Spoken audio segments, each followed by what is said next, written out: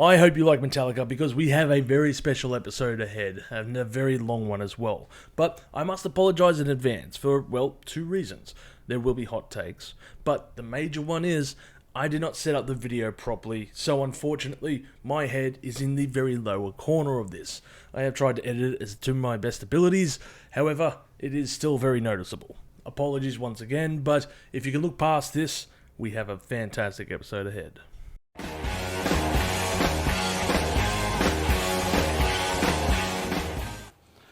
Hi people, and hello my Chili and Carnage crew. It is Chili here, despite no hat. Believe it or not, yes, I have a hat. It's at home. I moved house, and as you can see, I have a new couch. And I know, Hector, you're going to be watching this, so rank my couch, will you?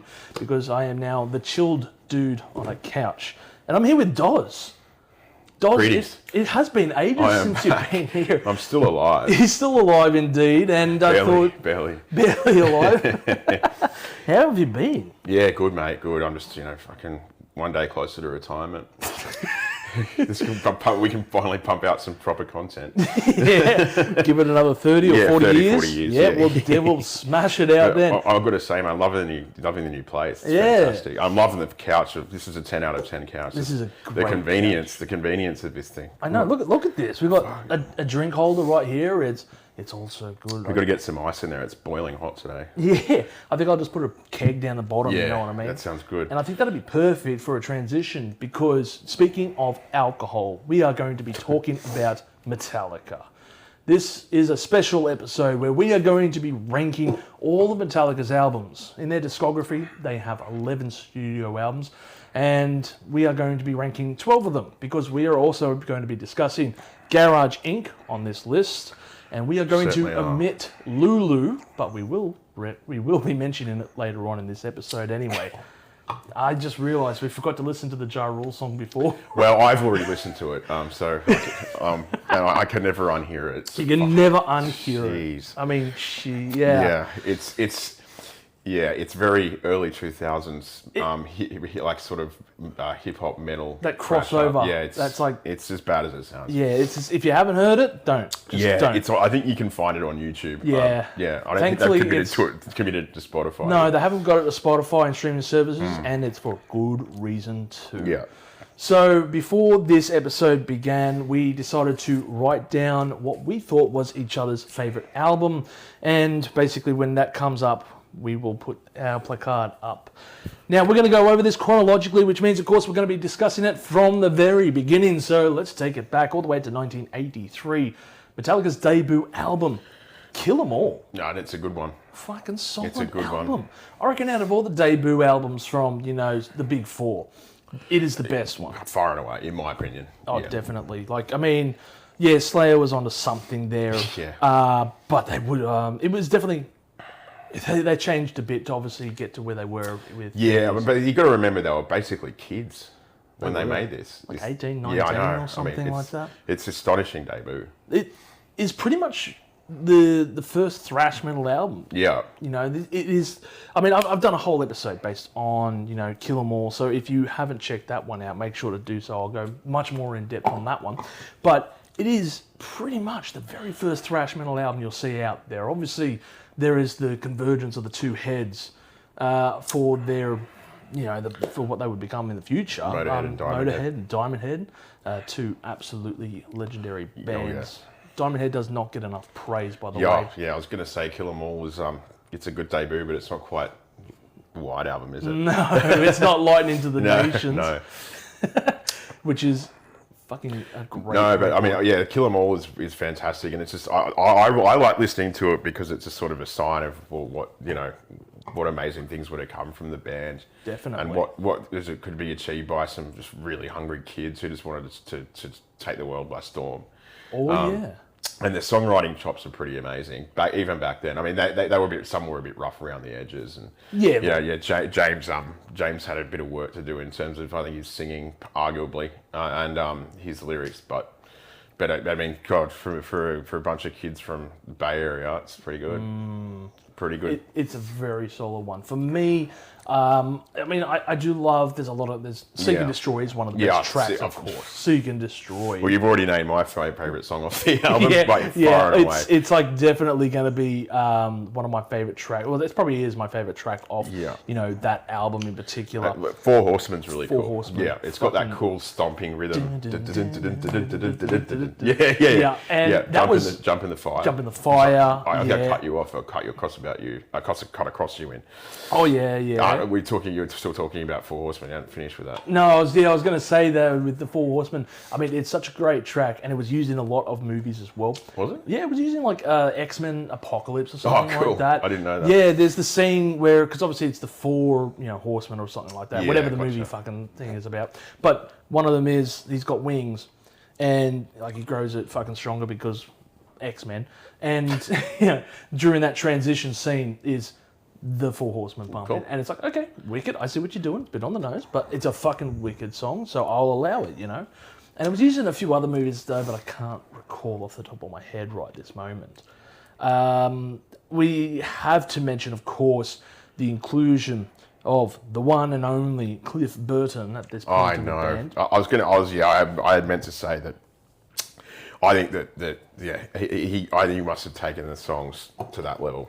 Cliff. Yeah. I think he's just something else about him. You listen to some of the early demos in particular that they wrote, and you could just see how he helped drive that band, drive the band to where they would be going. To melody in particular. Melody is strong, Yeah.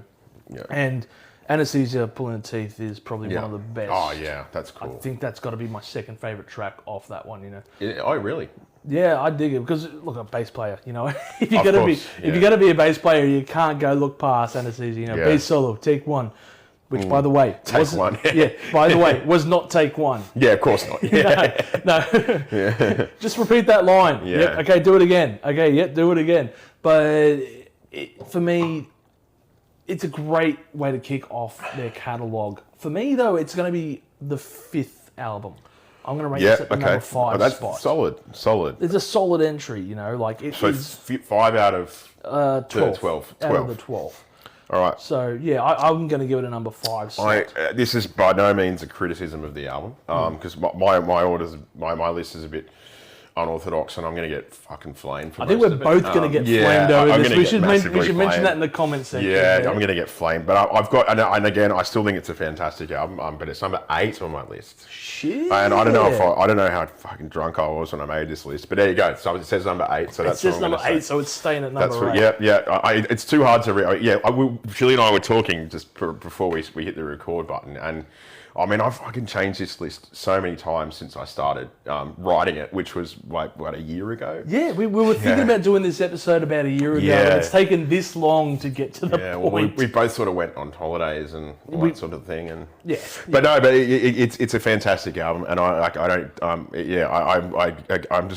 I'm sort of laying the groundwork for even worse decisions I'm about to come up with. So there you go. Don't worry, the comment section will hate both of us equally. Yeah, that's all right. I guarantee it. You'll have to close the channel after this one. Oh, mate.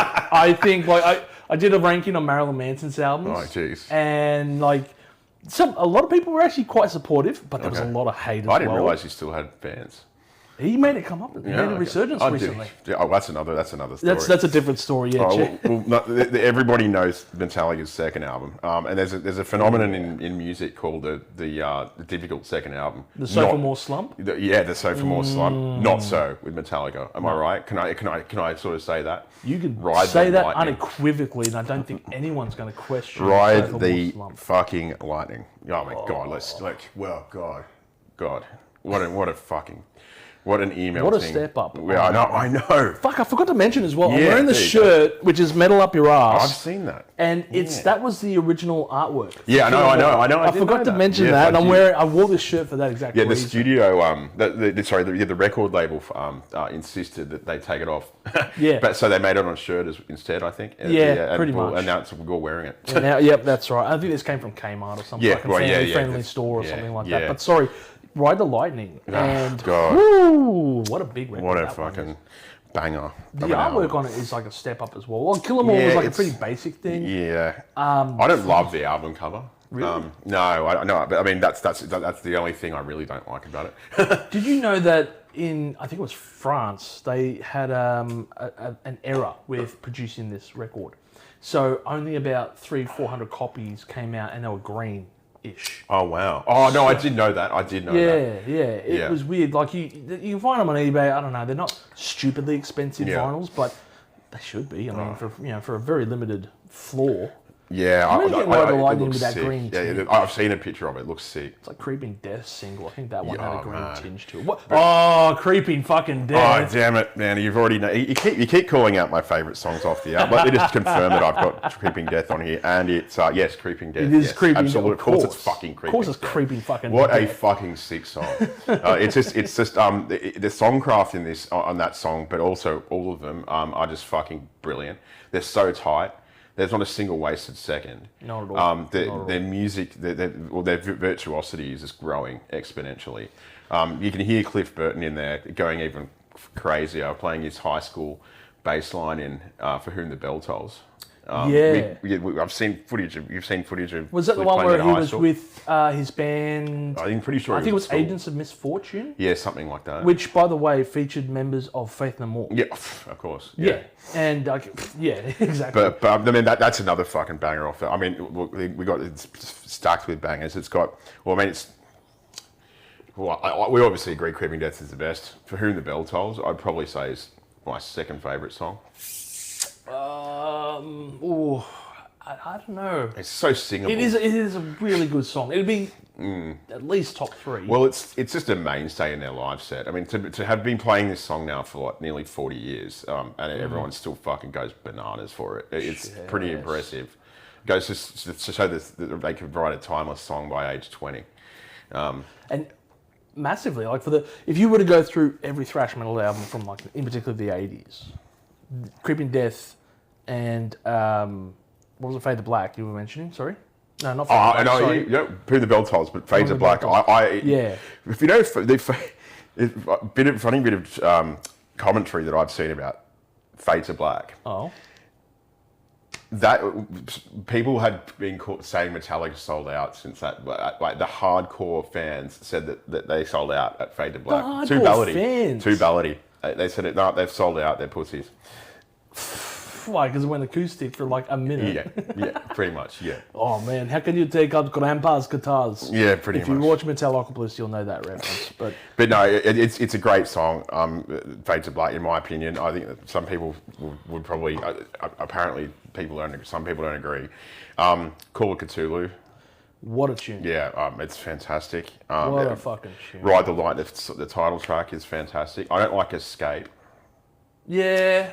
That was apparently James hates that song, and I thought it was Trapped Under Ice. He hated. No, it's Escape. Yeah, he was forced to put it on there by the label. The label was just like, you can tell it's an afterthought, and it's shit. It doesn't.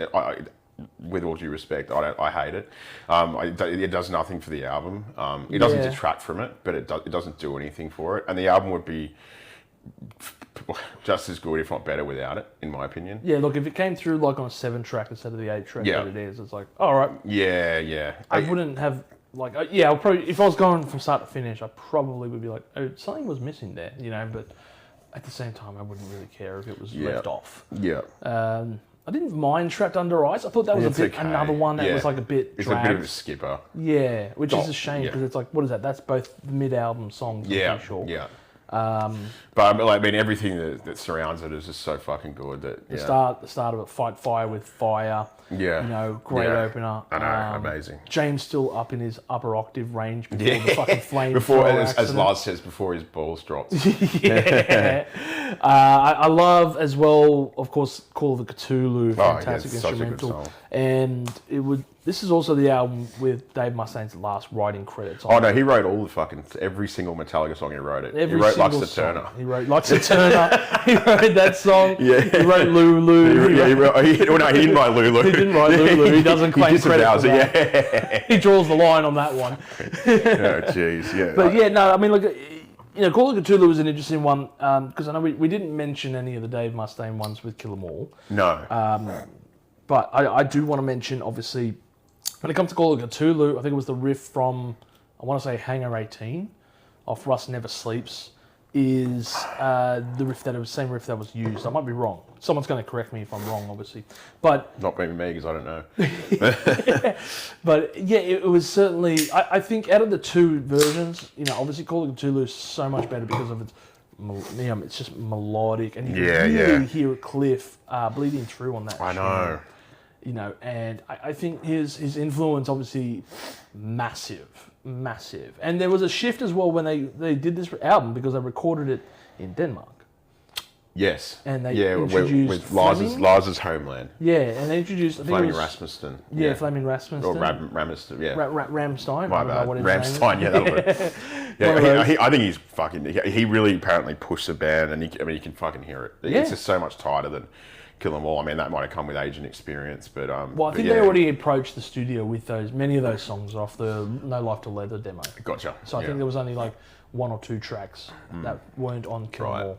So you've already got music coming in. So obviously when the second album comes out, all right, boys, you've got to write. Let's fucking nail this thing. Yeah.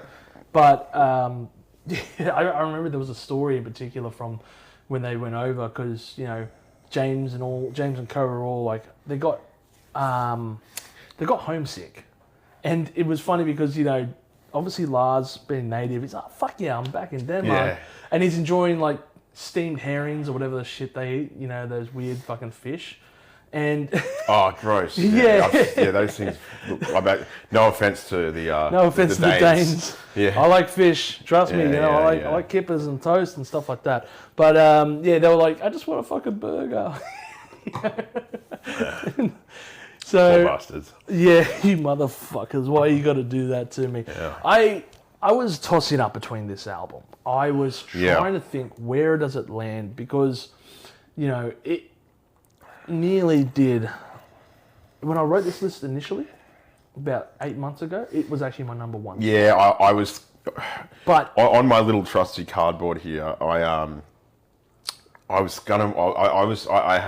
it had crossed my mind to put Ride the Lightning for your number one. Yeah, for a long time though, it was never that high, and it was only until recently when I was talking about it with another friend of mine, and he was like talking about it in extensively, and it came to open your eyes to. Yeah, exactly. Yeah. I was like, holy shit! You know what? This is a really fucking good album. Yeah. It is not number one for me though. Okay. It's going to sit number 3. Nice. I got it number 4. Number 4. Yeah, number 4. Yeah, it's definitely. Oh Christ! I've just reread my list and I'm flaming my fucking self for how badly this is numbered.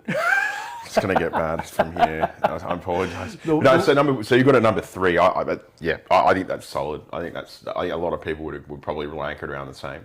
Definitely. If not higher. If you're gonna listen to anything Metallica and it's in the 80s, you're not gonna go wrong. You're not gonna go wrong. You can go better, but anyway. You can go better. There might be something there. There might be something there then. We move on, of course. We move on. To the fucking album. The pinnacle of thrash metal records. Master of Puppets. So what? I've never heard of it. Oh, okay, good. Well, let me introduce you. No. Yeah. When this episode actually comes out, it is going to be nearly 40 years since Master of Puppets came out. Still goes fucking hard. This is a testament to Metallica, their songwriting, Cliff's influence, and a cross in time where 1986 was the album for any thrash metal album. You had Slayer, Rain in Blood come out. You had Megadeth, Peace Sells, But Who's Buying? You have Metallica, Master of Puppets. This is the year thrash metal took the world by storm. And wow. I almost think it's reductive to call it thrash because there's just so much other like complicated, mad shit going on in the album that it just transcends it from just like such a confined genre. I think that it's so much more to it than just this is a thrash metal album. I think of it like it's not that it isn't a thrash metal album, but there's just so much. It's just so musically complex and just so melodic, and it's an experience. It's fucking fantastic. It's wonderful. Definitely one of those ones. Yeah. I mean, look, it's definitely thrashy affairs on this one. Of course. This is probably a debate we can have for an entire episode. Yeah. People go, no, it's fucking progressive metal. Okay, yes, you can make that point. I wouldn't call it prog. I'd just call it I don't know, pop in a way. I mean, there's a lot of pop influences. So you can hear, that.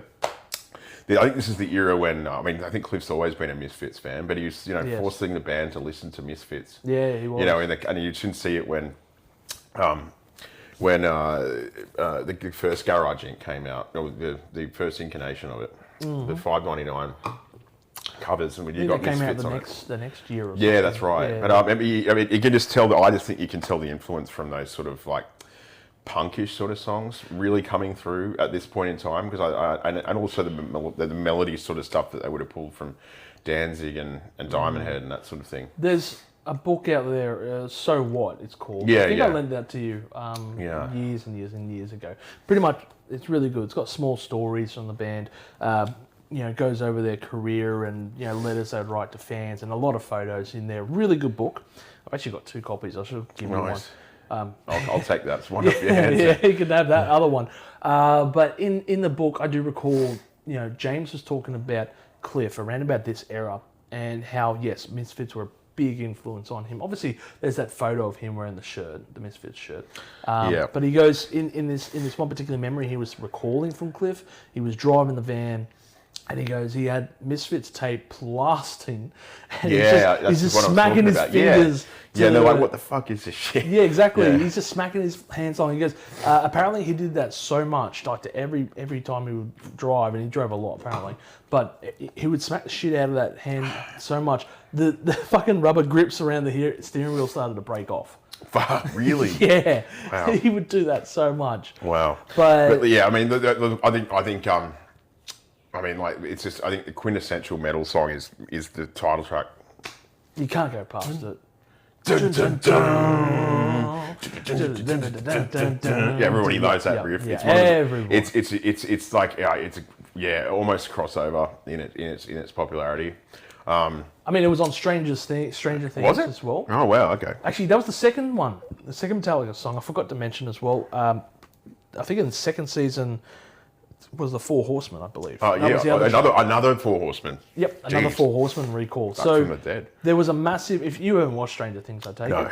I'm not going to give away too much by saying what I'm going to say, so no spoilers here. But the climactic scene in season 4 revolves around a guitar player playing Master of Puppets. So yeah, it's a big scene. It's fantastic, and I've never felt differently about that song ever before. The song is an epic. It is a standard almost. Yes, exactly. Yeah, it is just, and I was thinking about this as well earlier this year when I was covering Ozzy Osbourne, may he rock in peace, and what made Black Sabbath's first 6 albums so good? Variety was the same answer I kept coming back to. Yeah. Variety was the flavour of Black Sabbath's early success. And I'm looking at Metallica's albums. Yes, they're pretty straightforward if you want to boil it down to its very simplest forms. But there is still variety. You look at Seek and Destroy, for example, fairly complex piece for the Kill 'Em All album. You look at Ride the Lightning's Call of the Cthulhu, an instrumental piece which is very melodic and different to the rest, as well as obviously Fade to Black. Yep. This piece there. And then you look at Master of Puppets, exactly. obviously, and just that song alone, the passageway that it takes, the structure of the build-up, the breakdown, the solo, the pacing, the outro. That to me, it's a song in 2 parts, and it seems like the Metallica standard of it's part 1, part 2. 100%. Track. Yeah, props to Kirk on that one too. I think he killed it. What a shredding tune that is. And that's of course not the only good song on the album, is it? No. I mean, they're all good. But I have to say as well, Master of Puppets is the most played song they ever do live, behind Creeping Death and then Seek and Destroy. They do, regrettably, they do abridge it sometimes, though, don't they? Yeah, I think when we saw them... We'll cover that at the live section of it. Yeah, but no, I mean, let's talk other songs, because obviously Master of Puppets, we can go on for fucking forever. Oh my God, I love that track. I think that's got to be maybe my second favourite track off there. Yeah. Welcome I Home think so too. Sanitarium. Yeah. That guitar intro. Yeah, I know. And it's just that really kind of sing-song, not sing-song, but melodic, singable chorus is really great. Yeah. Orion. Oh, fucking man. amazing. Yeah. Cliff's Baby. When yeah, it comes to it, the song they very rarely play live because it's Cliff's. It's also got a different tuning as well, I think. You could be right. Yeah, maybe I'm thinking about something else. But no, but it's Cliff. Yeah, it's just Cliff at his fucking, His peak. Songwriting peak, isn't it? Yes. Yeah, definitely. It's They Cliff's played it at magnum his funeral. opus, for sure. They did. They played it at his funeral. Mm. I think they gave his father his rings, his skull rings and stuff. Yeah. Because I'm sure I've seen photos of his dad, who I think is still alive. Yeah, actually. I think his parents are still around. Yeah, I think both his parents are. But they gave his dad like his skull ring and stuff like that because I've seen photos of his dad with that on. But definitely, yes. Wow, that one. Disposable Heroes and Battery. Yeah, both great Battery. tunes. What Battery! Yeah, Dun, dun, dun, dun, Yeah, dun, dun, dun. Wow. Yeah, amazing. Like, it blows your fucking face off. Wasn't that It's great. recorded with like 4 guitars, or was that the first? No, that was... You might think about Blackened. Well, I think a few of the tracks off here were actually recorded with 4 or 5 guitars. Yeah, well, wouldn't surprise me. Yeah, it was. Yeah, Blacken definitely has that as well. But yeah, I mean, like, it's just. Look, I think we can safely say that it's Dave Mustaine's masterpiece. Thank you, Dave, for writing that album. Yeah. It was no one else's influence but yours. We are so happy for that. Yeah, I mean, that's why they painted the album cover red in homage to Peace Sells, but who's buying? And despite the fact it came out earlier. Sure. Where have you ranked this one, mate? Oh shit! So I have belabored this point and put it at number 2. Ooh, I'm glad I didn't write Master of Puppets down on here because I almost fucking did. I'm going to get flamed for putting it at number 5. Holy shit! But that's not to diminish it at all. I still think it's fantastic. That probably speaks more to the testament of Metallica. It probably speaks more to my fucking shit taste in Metallica music.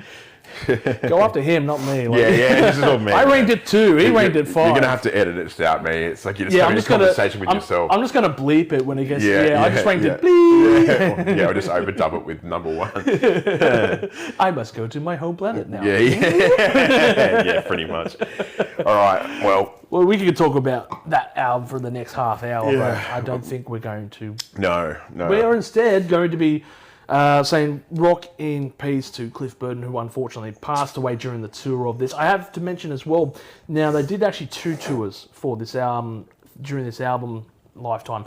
The first one was as an opener for Ozzy Osbourne.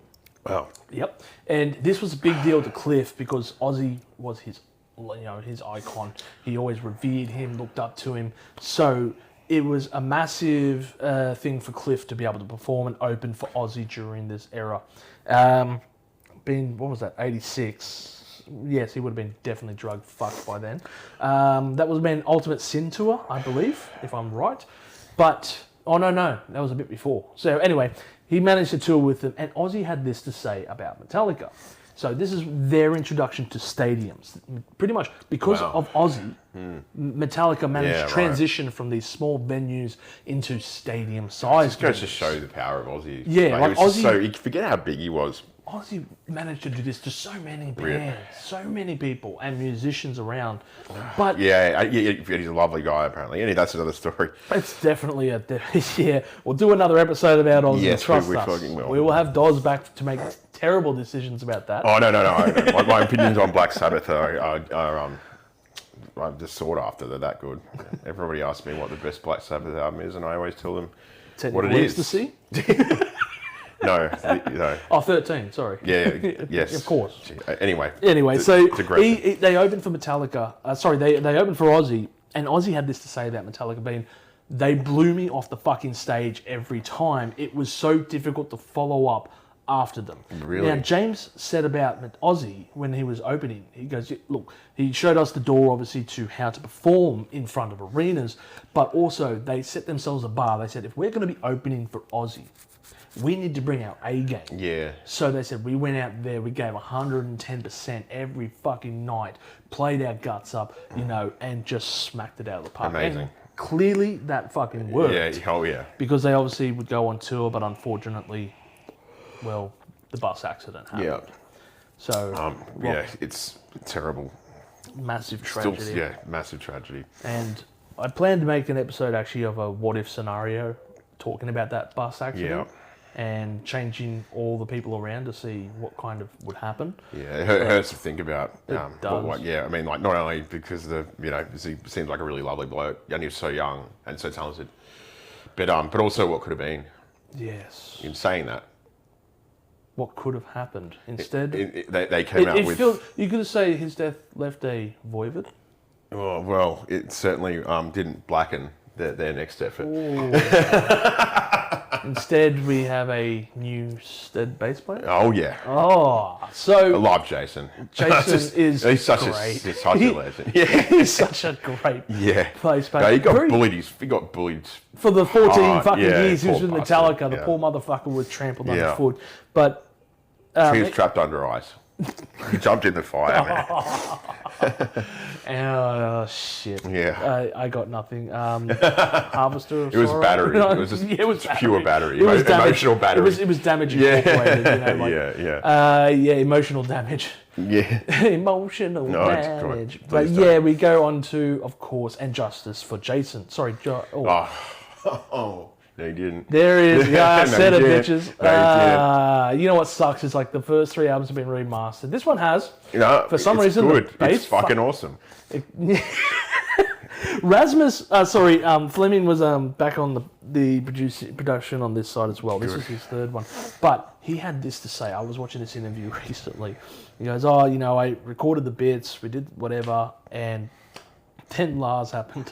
It came in the studio and just turned the fucking bass levels down. Yeah, it's mixed really low, like, and it weirdly into some background distortion or something. The remaster is a bit better. At least it has a bit more depth in the lower sort of the lower part of it, the mix. They still need to remaster it to bring it up. Cool. We're here to talk about what was. But I think it's an important factor because at the end of the day, look, Metallica's studio albums, there are a few that'll come up as well that have production flaws, and this one was due to the band itself, particularly Lars. Yeah, it was a bit egotistical, but it doesn't overshadow. Has he got an ego? Doesn't overshadow how fucking awesome this goddamn album is. Okay, it's fucking sensational. I love it. I absolutely love it. And I was talking to Chili about this recently, and if you listen to it these days in the context of what's happening in, domestic and global politics, it really it really brings on a new a sense of urgency and a new relevance. It is, I think, the most modern Metallica album. It's weird currently. It's so weird how prescient it is at this point in time. Yeah, that's what I was thinking about when you mentioned that to me, and I'm like, oh shit, this thing has aged so good, compared to some of the other albums out there. Like we could argue about whether the sound has. I think it sounds fucking sick because it complements what's going on in the lyrics. I think that this is definitely James's best lyrics in his entire career, without question. They're actually approaching decent lyrics. They're very good. Yeah, I think they're probably his best lyrics. I agree. His best? Yeah, and I think that that's the best collection of Metallica songs on one record. The musicianship here is also next level. It's like it's mathematical. It's funny because people go, "Holy shit!" Metallica went prog. It's sort of getting there, but it's so catchy. Like the title track, right? It's like 10 minutes. But you can just listen to it. It's so fun. Like in a darkly comical way, I think. It's just so tuneful and and so complex. Yeah. Blackened is fucking sick. I think it's my favorite opening song on any Metallica album. Okay. Which is a big. That's a big massive call. Yeah, it's a big call because especially what comes. I mean, the Metallica's opening songs are arguably their best. Yes. Then every song that follows, "Harvester of Sorrow" is probably my favorite Metallica song that they've written. I love it. a great tune. I'm Yeah. so sorry. Shorter Straw is another one as well. Oh, it's great. Great tune. Yeah. You know, shorter straw has been pulled for you. Yeah. You know. Yeah. I think this is. We've got one on there. Oh yes. Which is their breakout hit. They did an MTV. The first music video they had. Yeah, which had the hardcore saying that they sold out again. I thought they sold out. I thought they sold out at Fade to Black, but anyway. Yeah, don't worry though, that comes up again. I think the album is just, and the tour that they did was insane. They had to obviously stop sort of performing a lot of it because it's too complicated. People can't really follow it. The band probably can't really follow it. Can't follow it either. Yeah, I mean, obviously it's really heavy on the production, on the studio side of things. I mean, they would have. God knows how many fucking takes they would have done. I mean, it would have had taken a lot. Is it like Bohemian Rhapsody, like Queen versus Metallica? Yeah, except it's Metallica's good. I'm gonna get flamed. And then there's Lead to Live Is to Die, which is the Cliff has songwriting credits on because he wrote the lyrics. That's right. Which are just spoken by James. Also performed at his funeral, I think. They've only played it live a few times, but Kirk's solo in that at about the 3-minute mark. You mean Dave's solo? Kirk's solo in that is my favourite Metallica solo. So this album has probably my favourite Metallica song, my favourite opening Metallica song off any album, and my favourite solo. Shit.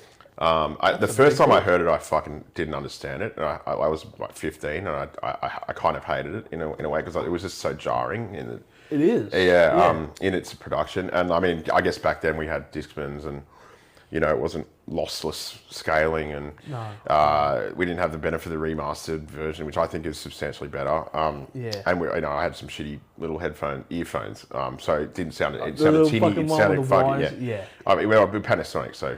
Props, but it's just I think listening with fresh ears, sort of like over the last couple of years, it's fucking I can't get enough of it. I absolutely love it. Understandable. Absolutely love it. Understandable for that. I mean, when we were first getting into Metallica. Yeah. This was out of the 80s material. I think I bought it and I gave it to you, and totally you didn't rip it. I did buy the CD. You eventually did, but I think I loaned it to you. You lent it first, to me. and you definitely didn't rip it. I definitely didn't. Sorry. No, not at all. Oh, there's something in my eye. Definitely didn't visit a website. No, I didn't. No, didn't start with N and with Appster. It doesn't rhyme with crap. Fapster. I bet that's a website. People are going, look, Fapster. He's sold out. Live Listener Ray sold out. He's linking us to Fapster. Yeah. Fucking hell. Yeah. This episode is sponsored by Fapster. Yeah. But man. Editing in my fapping from the I was going to say I should edit that in now. Mic. Yeah, we had a hot mic on. I'm like, don't forget, just don't jack off with it. Sorry, I interrupted you with that. Yes. Yeah, no, you bought. Yeah, but when we were first getting into Metallica, you were saying. Getting into Metallica, this was the last of the 80s material that I hadn't listened to. And I remember there was a website, can't recall the name of it, but you could listen to like sections of the song. cduniverse.com. Might have been that one. 30 seconds and of each song. about 30 seconds a clip or whatever. And that was like a good idea because before streaming. I listened to heaps of shit from that because you got to remember, like in the context, this was. I mean. We're talking early 2000s, very early. Like sort of 2005-ish. Yeah, there, maybe a bit earlier. Enough. Yeah, we had to being in Australia, and we only had the buying stuff online wasn't really a thing yet. Not really. We had to go to music stores that had such a limited selection of music, so it was really hard for us to. Sort of get into some of the stuff that we ultimately did. We ended up like there is so much shit, and this is something like we'll talk about when we speak about Black Sabbath, which fucking weirdly you couldn't get a lot of those early CDs. You can only get the greatest hits. It's weird to think that. We had to order this shit through through the HM. Yes, I did. Yeah, through the HMV counter from England, from London, and it took 8 weeks to get here. That's right. But fortunately, I think Metallica's stuff was relatively accessible. But when you had we effectively had 30-second clips to and that's what helped us determine when we're special ordering it from the HMV counter. Yeah, well, that's it. And the other thing as well is like obviously you have very limited funds being in high school. Not me. I worked at KFC. Yeah, you worked at I KFC. was fucking loaded. I've never had more money in my life. It's fucking. I didn't know. I had so much money. I didn't know what to do. Why didn't you buy a house? Like, yeah, I should have. Would have been the $1,000 in my bank account that I resigned with. Yeah, exactly. You could have lived off that. I know. Why didn't you invest in crypto while you're at it? I know. I push Apple shares or something. Oh shit! But no. This is like the last of the 80s era stuff. Yeah. And sorry, but that was what I was talking about. We had to buy our CDs with limited funds, so usually went to CD Universe to listen to it. Go, all right, this is the album that I want to buy. I'm prioritizing. Yeah. Exactly, which is alien to anyone who's younger than 20 watching this video because what the fuck? I have Spotify. What are you talking about? I know. I mean, there's another story in that, but it kind of cheapens the experience. We're having you bought a CD and you had to listen to it. Yeah, you had to commit to it. Yeah, you had to commit to it. But is that how you came in? I thought I gave it you might have given it to me to begin with, but I definitely have a copy of it. I probably bought it just to complete the catalogue. Yeah, I think so, because you were pretty fucking hard into it. Yeah, I know, yeah. And obviously artworks and shit like that. Yeah. This, though, for me, and you're going to hate me for this one. Oh, Christ. Is a complex album, probably a bit too complex for me.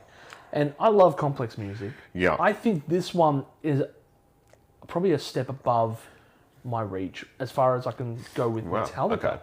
And it was also the most, even back then when I was listening to this album, it was extremely difficult for me to get behind except for one. I loved one. One was a fantastic piece. And I think that was like, obviously going back to that Master of Puppets discussion where you have a track with two parts.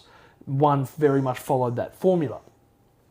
Though a lot of tracks like And Justice for All, and Die As Eve, I think it was. Yeah. Which I'm surprised you didn't mention, and you'll probably mention it in a second. I like it. I like pretty much every song album, off the album. I mean, the one I skip the most is ironically One, because I thought I overplayed. Yeah, I'm the same. I'm like, I have heard this a million times. Yeah, no, I like Blackened, man. I don't like Harvester of Sorrow, dude. But listening to that album, I think there's a few things. It's a bit too complicated for my liking. I think Metallica don't play enough of it live, which is a bit more of a thing. But it was one of those kind of last albums I ever got into, and I was like, I've got these first three. I'm pretty content with that. Fair. I think a lot of people would probably say something similar. It has people who defend this album are very, very, very loyal to it. I am not one of those people. Damn. So for me, Justice comes at number 7. Wow. Well, I'm out of here. This is sacrilegious. Hold up your sign if it's number 1. Yes. Good. Well done, Chili. Only because you were talking about it so much. Yeah, I know. Recently. Yeah. You know what my first thought was? Load. It would have been Reload. Reload. Oh shit! I've given it away. But no. I'm a sort of recent convert onto how good this fucking album is, man. I just find the lyrics are so great. I just think it rocks. It just fucking rocks, man. It fucks hard. It's my favorite Metallica album, number 1. Fair, that's fair. Look, even at my number 7, I still fucking love this album. Yeah, I mean, I put Puppets at 5. That doesn't mean I don't like it. No, that's right. That's right. I think excluding maybe the last 2 that we'll have on our list, I'd still listen to every other fucking album. Well, there you go. Yeah, and that was the end of the. No, I'm joking. It's time to stop. It's time to stop, okay? No more. All right, so we're back. We took a very quick break because we just noticed your microphone had died, and I hope the audio didn't cut out too badly. But it was a bit poetic that we took a break when we did because, the Ashes have now been retained by Australia. We just watched the last wicket get taken. Yeah. When this episode comes out, the Ashes will be long forgotten. Yeah. But don't worry, not by Australia. We will fucking remember that. We'll be rubbing it in. We'll be rubbing it in. For years. Fuck you, Stokes. Yeah. But where we had just left off, of course, was And Justice for All. Being Metallica's best album. Being Metallica's best album. It was, Mustang's and the best greatest produced album next to... So we are now kicking it off and with the Black Album. Now, people were saying that Metallica had sold out. Yeah. That was nothing compared to what Bob Rock envisioned for Metallica with 1991 and the Black Album. The most successful metal album in existence has sold so far, I think, 25 or 30 million units worldwide, somewhere between there, which is... Not to mention what it did for their back catalogue. Yes, exactly right. This is, I'm guessing, many people's introduction to the band.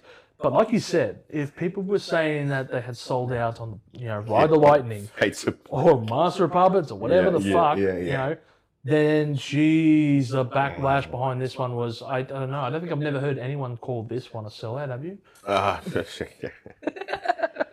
You can't you can't mention it to any person out there would know that there's this online discourse. It's mainly online basement dwellers who say that it's a sellout album.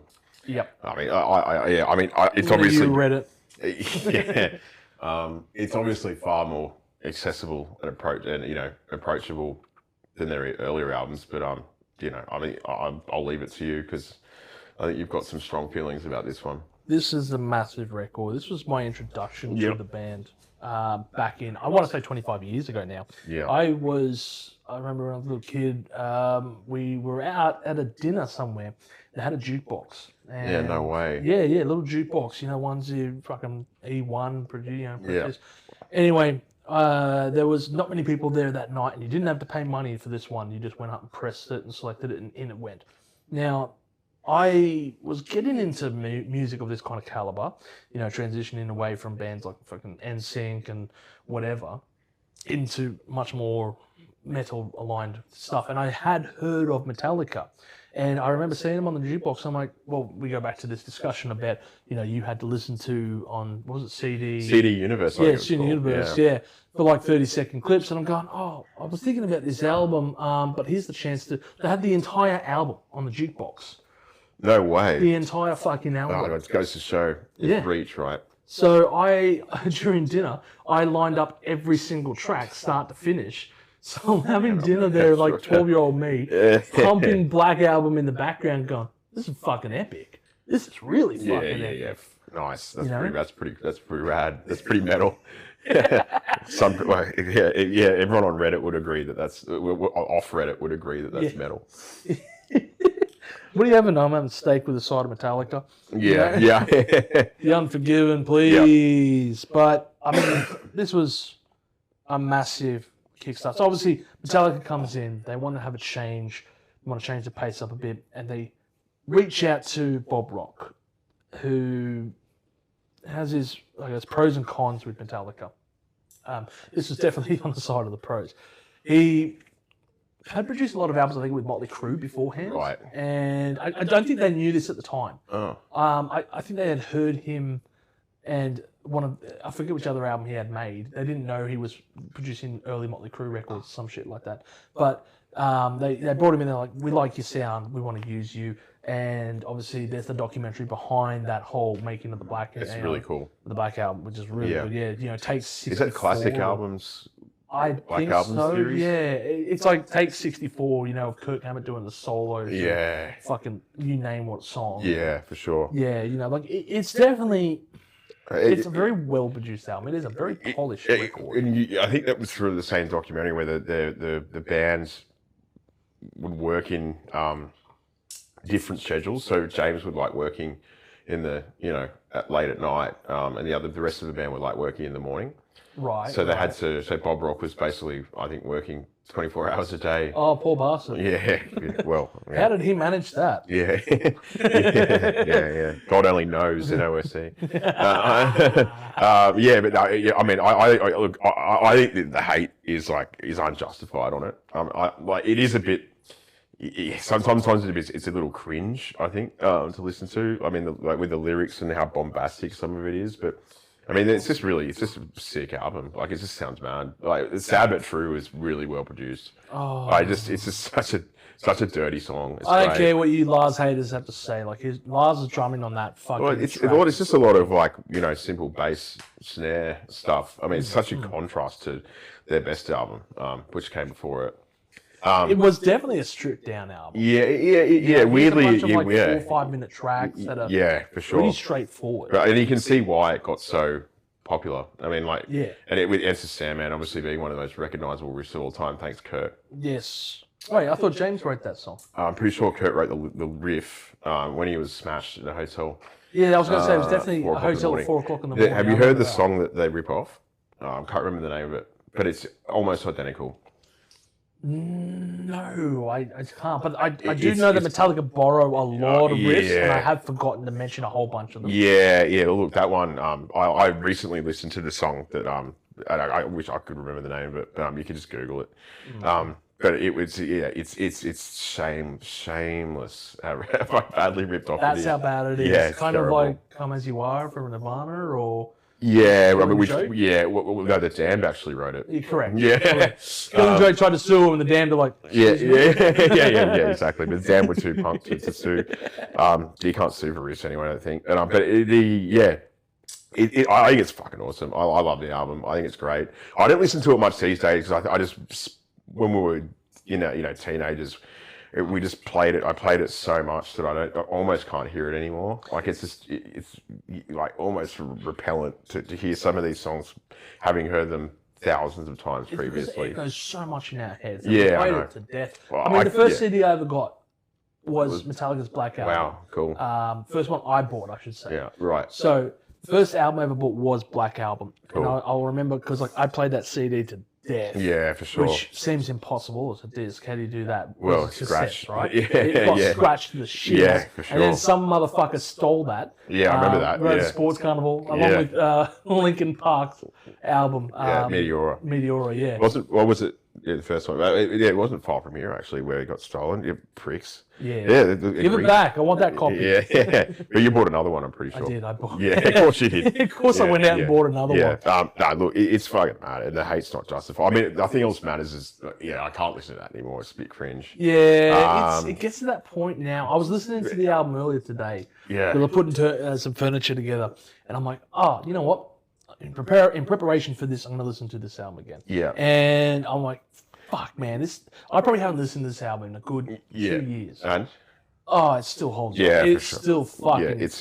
holds up. Let's go before we do the ranking of the Sure, album. sure. What's your favorite song? favorite song. Shit. I've heard some massive spread of favorite songs on this one. I think it's probably the most diverse in terms of favorite songs. And I mean, a lot of people you'd expect them to say Into Sandman, right? And Yeah. a lot of people don't, probably because we hear it We hear every it time so you much, turn on yeah. some media. Some sports there. fucking event. Yeah. Maybe Sandman's playing or something. Yeah, It's yeah. one of those go-to, like We Are the Champions or something. Or Seven Nation Army. Or Seven yeah. Nation Army, correct. So I'm not going to say Enter Sandman, definitely not my favorite off the album. No, I mean, it may have been if you had to ask me when I was 15, I probably would have said I think fucking. so. I think it Enter was Sandman's the best Metallica yeah. song. Justice for All sucks. The correct choice. Of you just say that Justice sucks. course I did. We just have to take some cut, bro. You get a cut. I don't know where I'm going to sit as far as. Yeah, I don't know. I've got my. But let me. Once you've done your favorite song, I need to interject and tell your loyal fans a cool experience I recently had, which has informed my favorite song off the album. Oh, okay. Very interesting. Okay. Look, I got a fondness towards something like "Don't Tread on Me." I think that's a really cool See, this is track. what I mean. Yeah, Yeah. Wherever I would they never roam pick as that. well Yeah, that's is such pretty a fucking cool. peak. Yeah, I think RK did his school essay on that. Or some Sick. shit like that.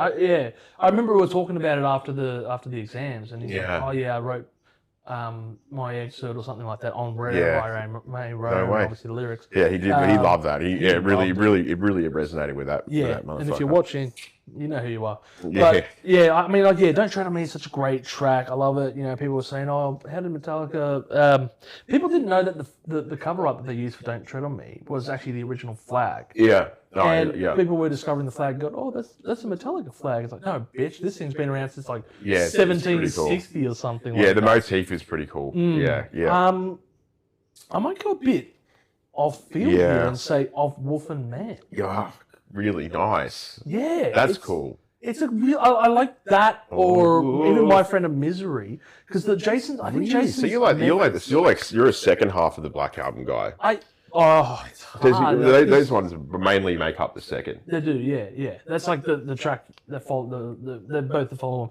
But I think it's Jason's like bass work. It was actually awesome in this one to fucking hear the bass. Yes. In this album, and it's there. Like Jason's properly there. Fucking God, you can imagine if they had have mixed down Jason's bass on this album, it would have been fucking shit. It would have been like hard to listen to. If they mixed out the bass, this album would have got the success it had. No, I don't. I really don't. No, I mean it's part of the rhythm and the rhythm section, and I mean the bass and the drums on this one are like just.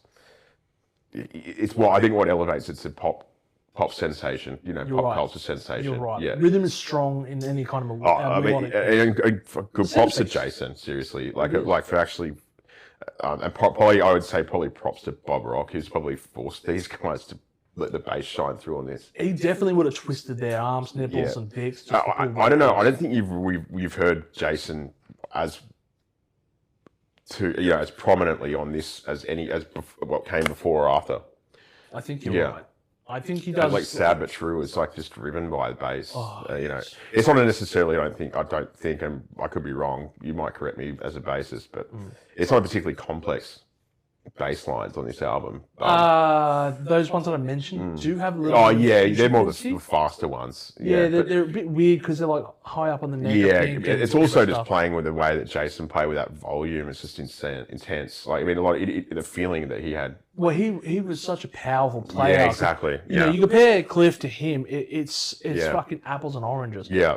Obviously Cliff was a 4-string plucking motherfucker. Yeah. Fingers, you know what I mean? And he was just a wizard. Yeah. As far as a mop of red head going crazy during his solos and stuff. Cliff, I can't sing his praises high enough. Jason comes in, big shoes to fill. He's a 5-string instrument. He's a 5-string. Plays 5-string. I did not know that. Yeah, really? Played 5 strings. So and that explains so much. There you go. Yeah. There's a bit of versatility. I don't agree with as a bass player, I'm a 4-string person. I think you can get the versatility out of a 4-string and a 5-string. It'd be interesting to hear some views on this. Yeah, I want to hear some views. On most iconic bass has been done on 4. I mean, I don't see why you'd need it. I mean, I can see that it lends. It definitely. Now that you say there's a 5-string bass behind Black Album, like that makes so much sense. Since Justice. Well, you wouldn't know. yeah. It was a no string. It was a fucking no string. Yeah, right? exactly. Yeah, no, you can tell it's just got that depth. I imagine the top or the bottom string. It's just going the top and bottom sections of it. Yeah. No, there was some complex sides of it. There is. Sad But True is not one of them though. So yeah, I had more of that in mind. I mean. But yeah, I mean, what is my favourite song off the Black Album? Yeah, tell me about this recent. Yeah, so there's a amazing string quartet that play in Sydney from time to time at the Masonic Centre, and my mate and I, Ryan, McGregor. Yes. Hey mate, we out of the blue. Do you want to come and see string quartet do a tribute to Metallica? Okay. So it's a bunch of really really talented young. Classical musicians who play, obviously string quartet. Yeah. They've got, it's Candlelight, I think it's called Candlelight String Quartet. This is the one that you invited me to. I couldn't make it. Yeah, right. It was fucking phenomenal. I mean, their arrangements were fantastic. The highlight of that for me, we went and saw them twice because they were that good. Oh, sure. I'm actually going again to some other band that I can't remember. Oasis? No. It's something else. I can't remember. I'll tell you once I've looked it up. I hope we haven't missed it. I've almost It'll be Motorhead, I guarantee. Yeah, no, I'm going with my partner, so it's going to be something a bit more accessible. The highlight in that was The Unforgiven. It was they did some crazy arrangements of some of the older stuff too. It was great. Okay. But The Unforgiven was just it was. God, it was amazing. It was incredible. Unforgiven is really good. I do love that track. I mean, you could take any track off this album. To me, there is no dead air. Nothing wasted. I think it's a testament to how good the songwriting is on it, and how timeless it is by the fact that a string quartet can reduce it to the way, I mean, like, how do you arrange a Metallica song? Well, I mean, Black Album. It's just melodies and some, when you boil it down, simple chords. Yeah. So I think I'm going to say, in terms of my favourite song, it'd probably be Unforgiven, if not Sad But True. Yeah, they're both great. Yeah, but I also like Wherever I Roam. It's great. Oh. Yeah.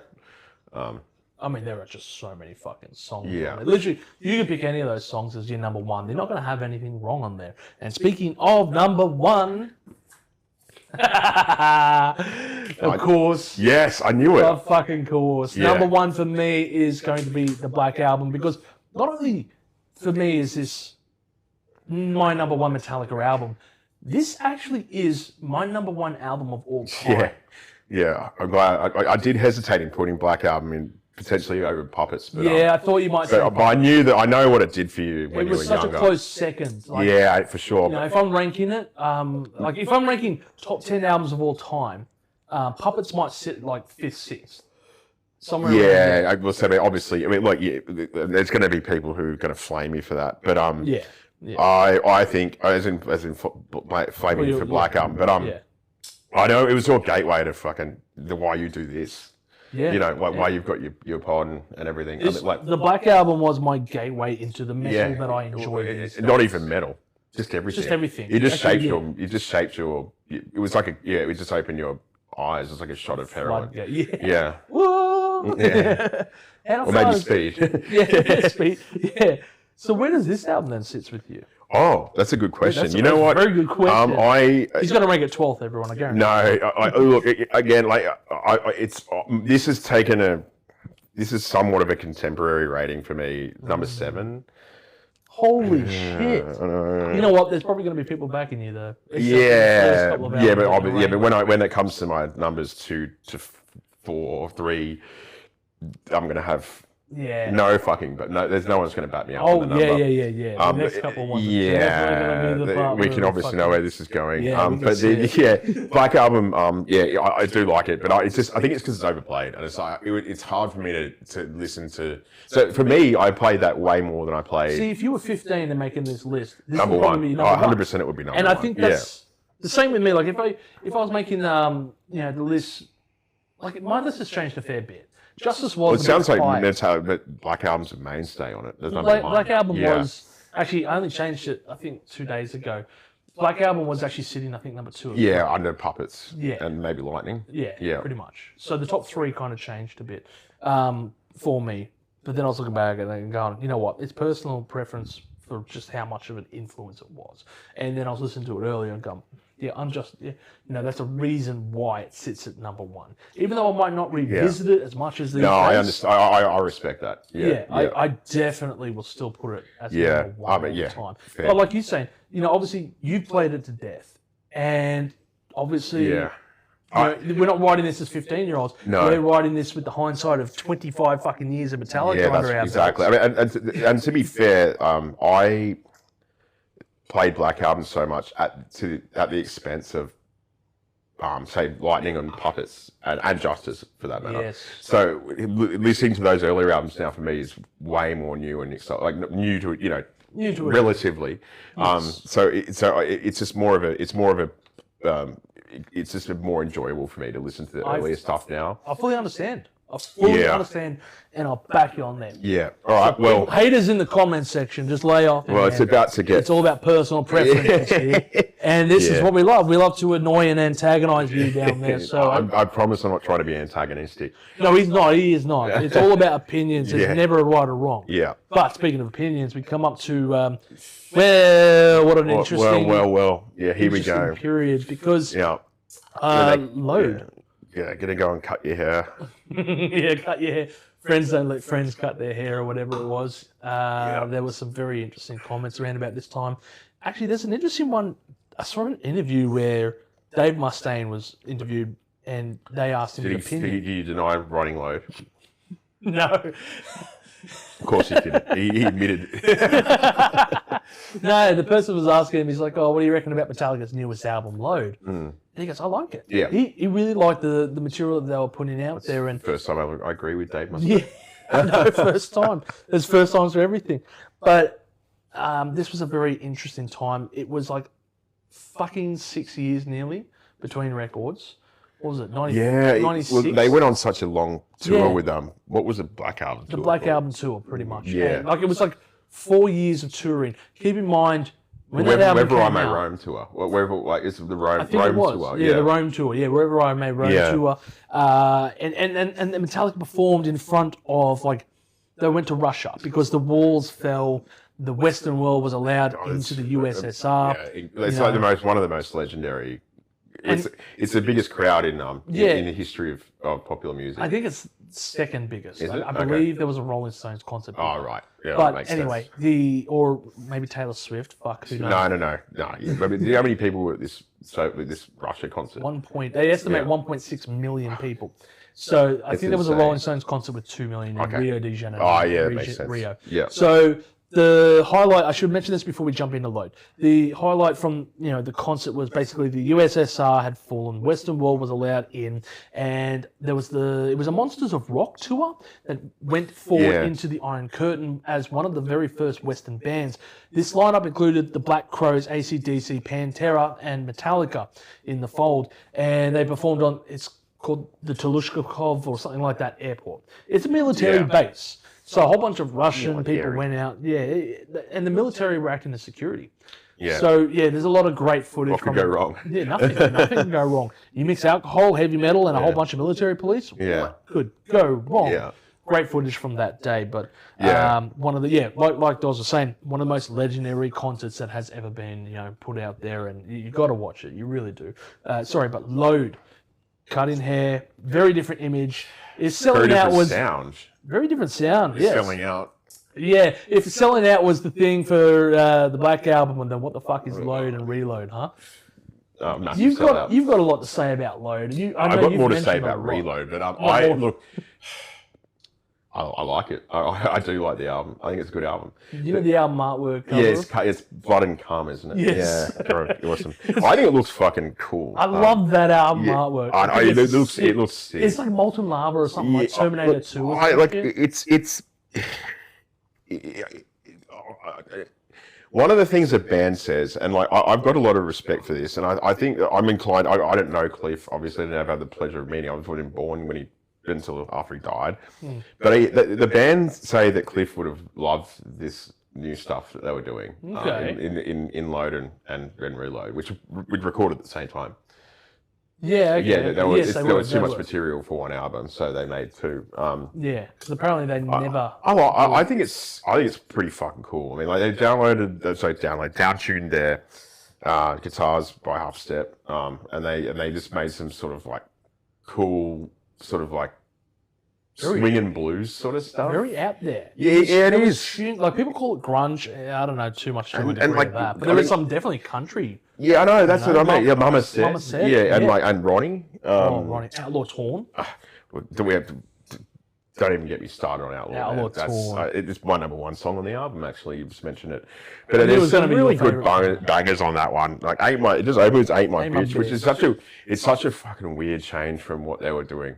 Yes, but I actually really, really like it. I love the album. I think there's a lot of tracks on there. Yeah, there are. It's like you listen to it and you go like, this is still good. It's different, and I think that speaks volumes to the Metallica fan base, because you can have a band that can experiment and change their styles compared to many other thrash metal bands out there.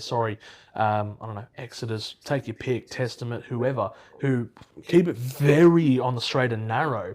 But Metallica goes out, tries something different. Of course, they're going to get lambasted for it because they are the fucking pillars of the community, the ones who are at the top of the peak and blah, blah, blah, blah, blah. But they took a gamble, and I think it paid off. I think it did, because, I mean, like, people still... I mean, Metallica did it really deplete their fans?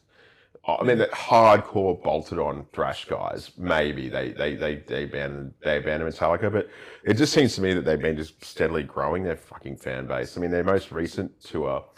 72 seasons, wasn't it? I mean, fucking how many kids were there? Shitloads with their parents. Yeah. So you can't tell me that I don't know. I think people just there's probably an argument to be made that they were sort of chasing that Black Album money, in the way that they structured the music, and the way that. But like, I don't know, man. I like Until It Sleeps is such a cool song. Yes. Bleeding Me is an amazing song. Yeah, okay. Hero of the Day. Hero of the Day is so good. I do it. Yeah. But yeah, I mean, I actually, maybe I do like it more than Reload. No, I don't know. I just think, no, I won't say that. The thing is, I guess, there's a lot of tracks here that, because There's not a lot of filler. It's a bit long. It's a long album. There's some tracks that, I definitely would skip. I think it probably suffers from being a bit too long. Yeah, that's probably the biggest failure. Except for Outlaw Torn, man. That could go on forever. I wouldn't stop it. Well, didn't they cull that for the record? Yeah, they had to because it wouldn't fit on the record. It's like nearly 10-minute long song, and they just said, "All right, fuck it, we'll keep going." Yeah, they had to do a fade out at the end because you got cut off. That's right. They wouldn't fit on the. It's 79 minutes, I'm pretty sure. Yeah, because the limit for a compact disc was 80.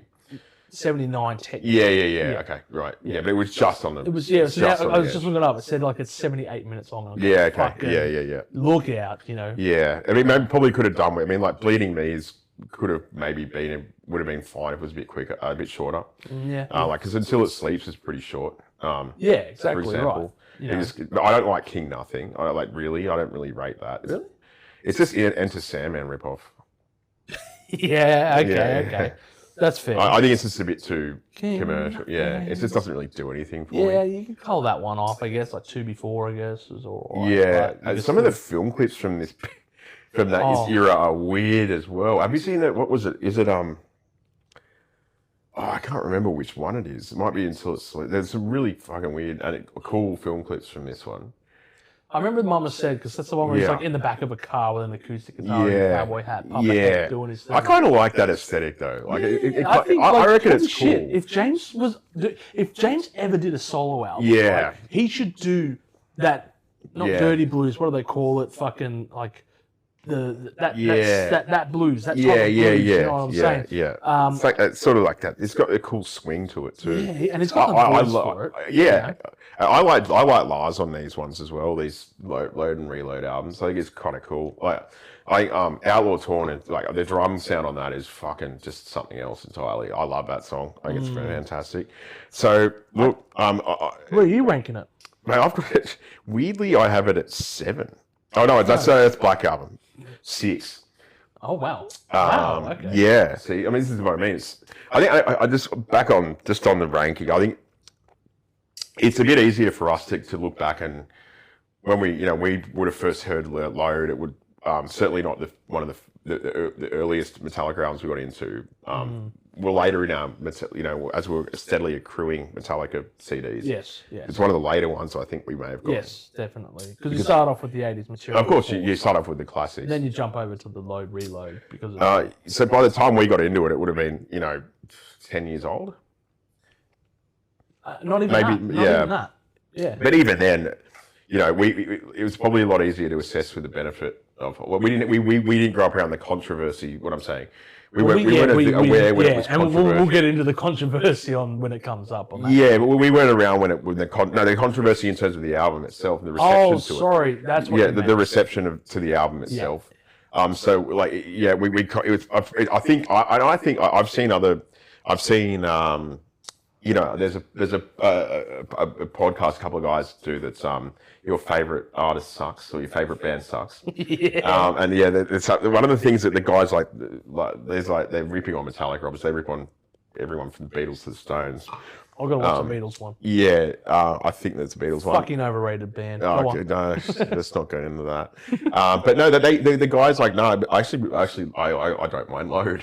So I think it's got this weird. I think it's aged well. I'm one of the weird Load fanboys. Yeah, it's one of those albums that you kind of look back and go, yeah, it might have sucked at the time, but then you listen to it and you go, yeah, you know what? There's actually some tunes I don't mind, and I think they do the pop kind of. That's what it is. They move that melodic kind of poppy sound, and they do it well. When Metallica really tap into that vein, they can really pull it off. So yeah, Sonic Shifting. I've got it at number 8 on the list. Okay. So yeah, it was definitely up. It was up there, but at the same time, there was definitely a lot more that I'd prefer to listen to compared to this one. Which then obviously we lean into Reload now. Reload would have been my favourite album until, in fact, it was number 1. until I revised the list after getting super back into Justice. Shit. I love Reload. I think it's fucking awesome. I think the first 3-4 tracks, which so you start with Fuel, Memory, Remains, and what is it? What's the third one? Where?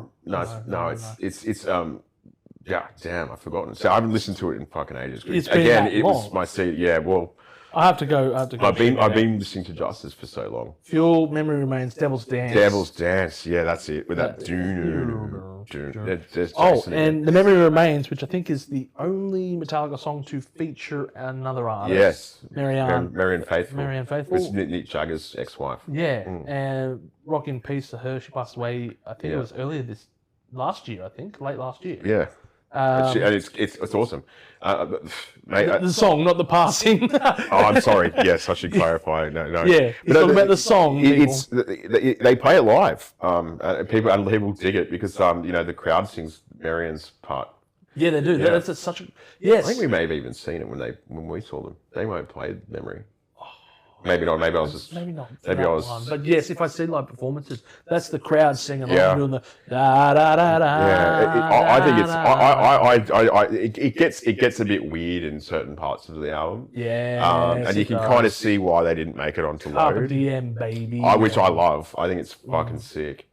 For me, I look at this one and I'm like, oh shit, there's a lot of misses on this compared to Load. Yeah, there's arguably there's more filler on this one, which makes sense given it's sort of like, it seems like the outtakes, but Fuel is like, it's a bit cringe. Yeah. It's a staple, but they open with it. Yeah. It is such a fucking cringy song. Yeah. You know what's weird is like, I've got whenever I get shuffled fucking lists or some shit, when I'm playing through any kind of music, for some reason, Fuel always seems to creep up on me. Yeah. And I'm like, skip. Like, I can't do it. You can't do it anymore. Yeah, I know. Anymore. But Lars' drumming in that one is sick. And Kirk's guitar solo emulating like an engine is really cool. It is a great song. Like, the first time you hear it, the first 400 times. For sure. Great. At least, yeah. But then after that, you go. Well, I mean, probably my second favorite Metallica song. I'm going to have a guess here. Was it The Unforgiven 2? No, I know. I don't necessarily care for Unforgiven. It's and the hands down best song on the album is Low Man's Lyric. Ooh, yeah. It's fucking amazing. It's got a hurdy-gurdy in it. Yes. Which is super not metal at all. Yeah. How did you get that one in there? I love that song. It's pretty dark. It's about homelessness and mental illness. Is why I think the video clip also was focused. I don't think there is a video clip. I think maybe it might have been a fan-made one. Yeah. I thought there was a video clip and it centered around an old man. But that could be another track off this album. It might have been Unforgiven 2. Or Unforgiven 1. Maybe, yeah. But I know, look, I really like Reload, and I don't know why I've ranked it where I have. Are you looking at the wrong number again? No, I've got it bolded and underlined here. I can tell you where I put it, and that was at the 9th slot. Yeah, I'm not surprised. Not surprising. Well, I think Load is a better collection of songs. As an album, but I think that where Reload is better than Load is where like those individual songs that are good, I think, are better than most of the highlights on Load. Yeah. Okay. So I don't think highs are higher than what is exactly on than the high. Whereas like Load's more consistent. Like, okay. he's a bit more up and down. And because Low Man's Lyric is on it, like it's and Memory Remains, which is some of my favorite Metallica songs. Yeah. I'm fucking got it at number 2. Woo! Shit. The comment section just blew up. Yeah, and that's me. That's me basically. That's his career down the drain, everyone. Yep. Yeah, this sorry, is my I'll first bring on a new person not my next. First, not my first.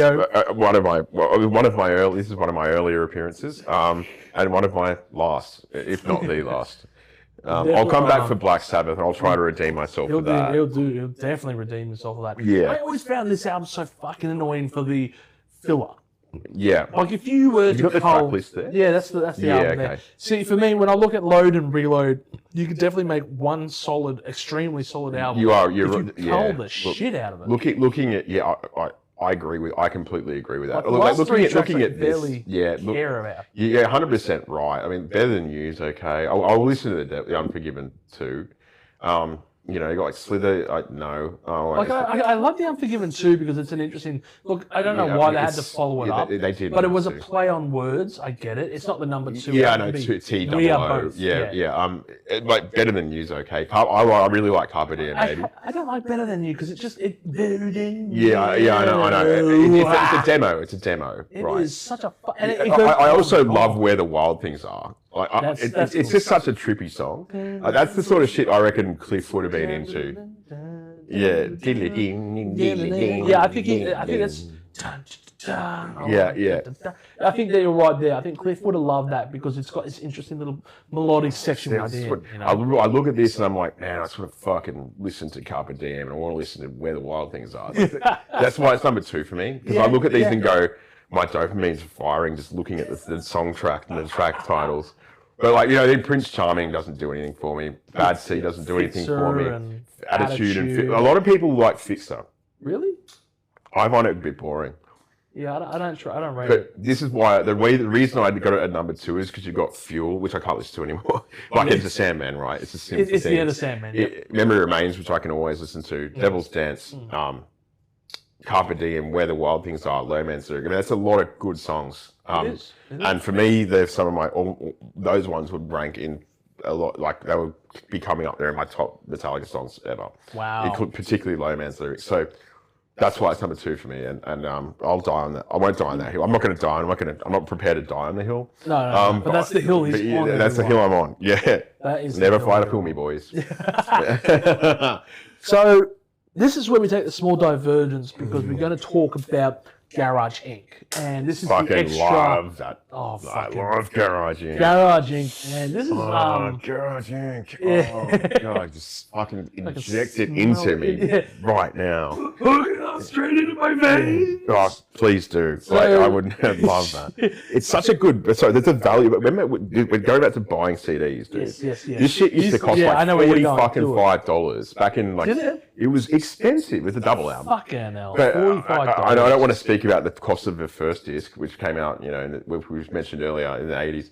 But it was, and you're like, man, and that was, so it was also one of the later Metallica CDs I got because it was like, you know, I prioritized getting the ones that weren't $45. Yes. Which is most of them that some were other expensive, but it's such a fucking good value for money. In my opinion, amazing. like you just get so many bangers. Of course, it's going to be bangers. It's Metallica covering some of their favorite shit. Well, it's essentially 2 albums, but recorded at 2 different eras. Yeah, which makes it so fascinating. Exactly, because it was the original recording back in like '87 when Jason Yeah. just joined the band, and they said, "Let's do a covers album," and they put it out there. It was what was it called? Just Garage Days. Yeah, Revisited. Garage Days, $5.95. Yeah, That's how much they were charging. Yeah, for it. and they put the price in the title of the record, So no one could the charge record more. company, which is honestly like that's punk. It is. That is fucking It is. punk No as fucking- fuck. I mean, no like, disagreement. Like, Matt, can we just pause and give massive props to Metallica for doing that? You know, like, well done, boys. Well done, boys. Exactly. Oh, that's mad. Like, for the fans. I guess. Fuck you for making it $45 for him. I wasn't there. I wouldn't have been there. Well, maybe it You could have called this Garage Inc. 1995. How else would Lars have got a 3rd story on his house when Napster was invented, which wasn't long after this? No. Was it 1998? 98. I thought, and for me, like when you listen to it, like the second disc is the 90s covers. Our first disc was the 80s, the first. The second disc is the early era. Oh, is it? Yes. No, yes, you're right. You're right. My bad. And I think they sit so comfortably side by side. They do. Like if you mix that up, it would have been a bit jarring. I agree. And some of I like the fact that the newer ones, the newer covers, it's a compelling album. When I say album, I mean both of them put together. I think it wouldn't have been as good if they had just released the first disc, the newer stuff. It just works so well, giving fans back the $5.99 record. And it was so diachromically opposite to a degree because you had diametrically. Yeah. Sorry, that's the word. But you had like the first disc from back in the day with covers like Budgie, or Motorhead and Yeah, fucking just appreciate that bread. How good that bread fan cover is, man. Red fan. That riff. Yeah, killing joke on the way.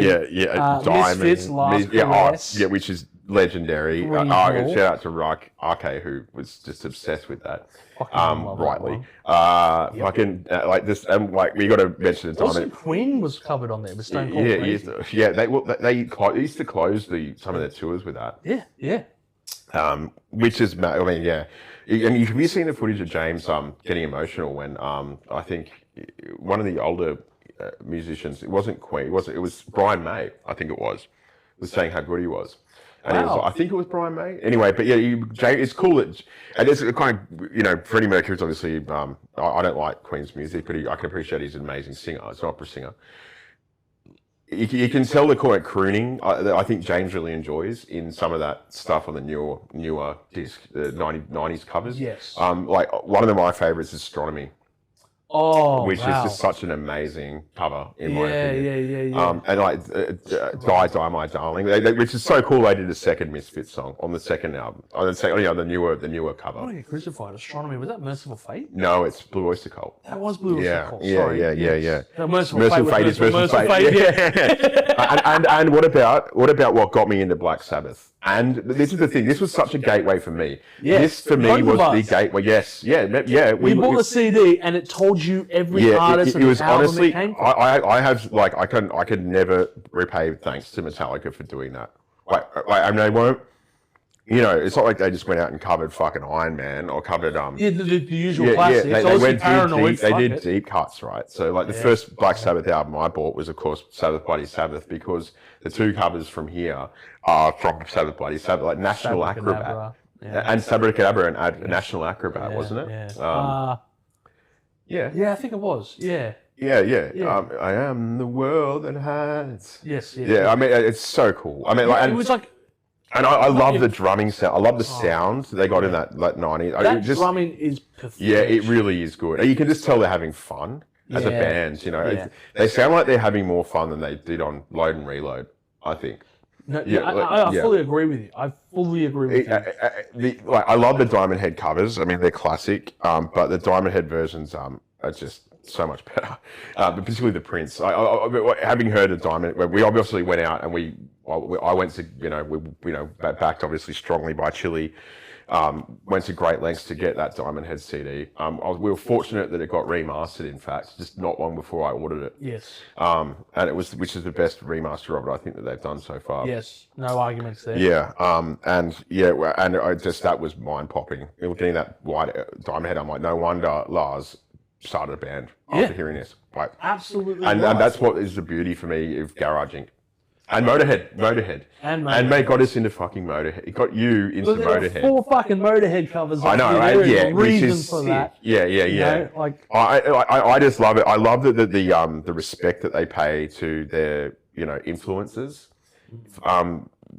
It's such a. I think it's just a brilliant tribute, and it's got Nick Cave on there. I was going to bring up because they obviously pay homage to Black Sabbath and Motorhead and Diamond Head and all these other metal bands. Yeah. But then there's Bob Seger on I know. And then there's Nick Cave. Shout out to the fucking Aussie rock scene there. Yeah, he's an absolute dead set legend. So, it's just like this. Yeah, Lover Man. I mean, Lover Man. And I love Nick Cave does an amazing job, of course, on Lover Man. Yeah, but this takes it to another level and a different level. A very different level, because a couple of albums are very hit and miss. Sorry, no, they're very dangerous. They're extremely missable, is what I meant to say. Yeah. But Metallica with Garage Inc. made the best covers album that's ever been put out to date. No arguments, and I will fucking sit down and argue that. It's. I mean, Jimi Hendrix's covers are elite. No, I mean covers album. Oh, it's pretty good. When you go over the entire album, it's pretty good. I just like how it's faithful to the original, but it just sounds like fucking still got Metallica. The Metallica. It just sounds like a Metallica album. This is one for the people who are old enough to remember Flash fucking .wab or whatever the website was. Yeah, right? Flash.wave. Yeah. You might remember watching the someone made an animated video clip for Whiskey in the Jar, the Thin Lizzy cover, cool. Which is a fucking great song. Holy shit! Introduced me to Thin Lizzy. How good's the track list, right? Oh, man. How good That is fucking what I want track to list? listen to right now. You know, I'm looking at Whiskey this. in the Jar Yeah. was the track that got me really into Metallica, I remember. Well, And there was a guy just doing a flash.wave fucking animation on some Newgrounds website, I think it was.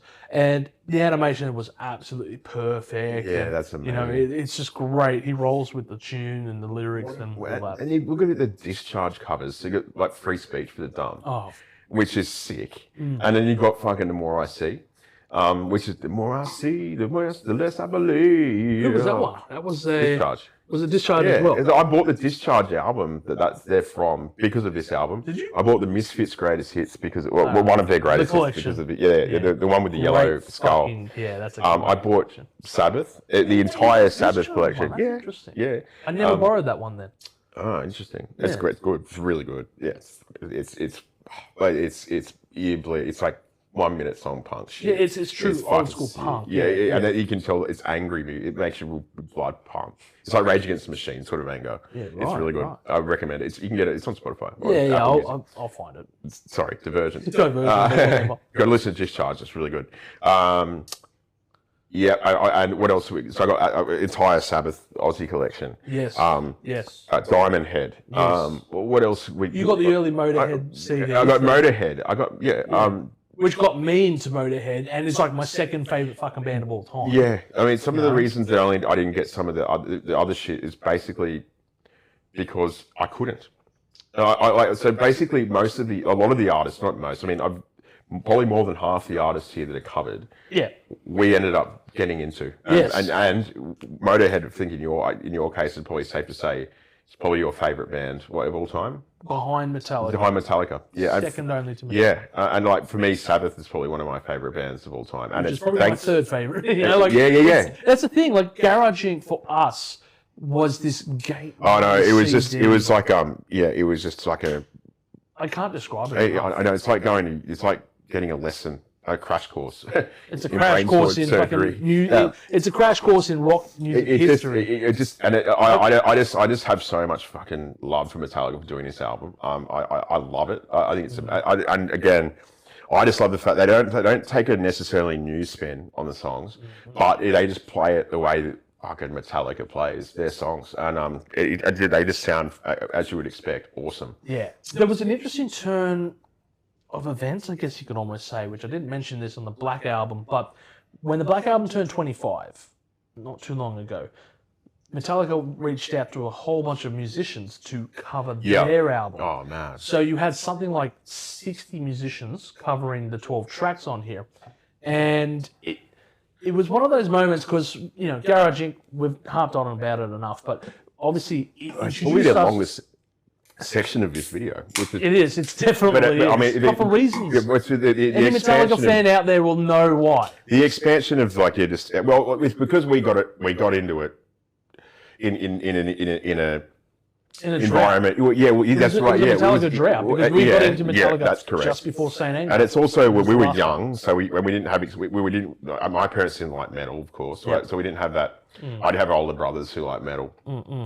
We were in an environment where we could, as we've said, we couldn't easily access music, right? So this was just a way to get acquainted with really cool, really awesome classic shit. But anyway. But like on the Black Album, they basically asked a whole bunch of new musicians out there to cover their music. And I remember listening to it going, fuck, that was a great cover. I should check out this artist. Yeah, nice. So now it was like this weird, 360, checking out new artists that covered Metallica. So it was a really that's what they're about. Full circle moment. Yeah, I think. And I knew exactly what they were doing when they did. I think that the band, and that's also why they made it $5.99. I think the first time they released it for the second disc. I think I don't know. I think Metallica would really like the fact that there'd be two dudes from Sydney. Some randoms from Sydney, right? Who would say this about what they did with Garage Inc. I think. Man, if James is watching James is what we love. I will be like, we love you, dude. Like seriously. Thank you for watching. Thank you for everything that you've given us. Not including, but not absolutely not limited to Garage Inc. Of course. Of course. Yeah, of course. For me, this album sits at number 4. Nice, man. See, it's such a great fucking. I can listen to this entire album and there's just nothing. not get Yeah, tired I of know, it. same. I think there's perfect Metallica within this of the covers. Well, I think every song is so different from the last, so yeah. there's no. It's hard to get bored. On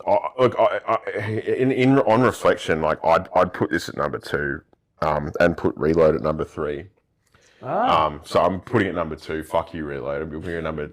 I'm still not. We should do this again in like 12 to 24 months. And see how much the list has changed. Yeah, maybe. Yeah, I bet.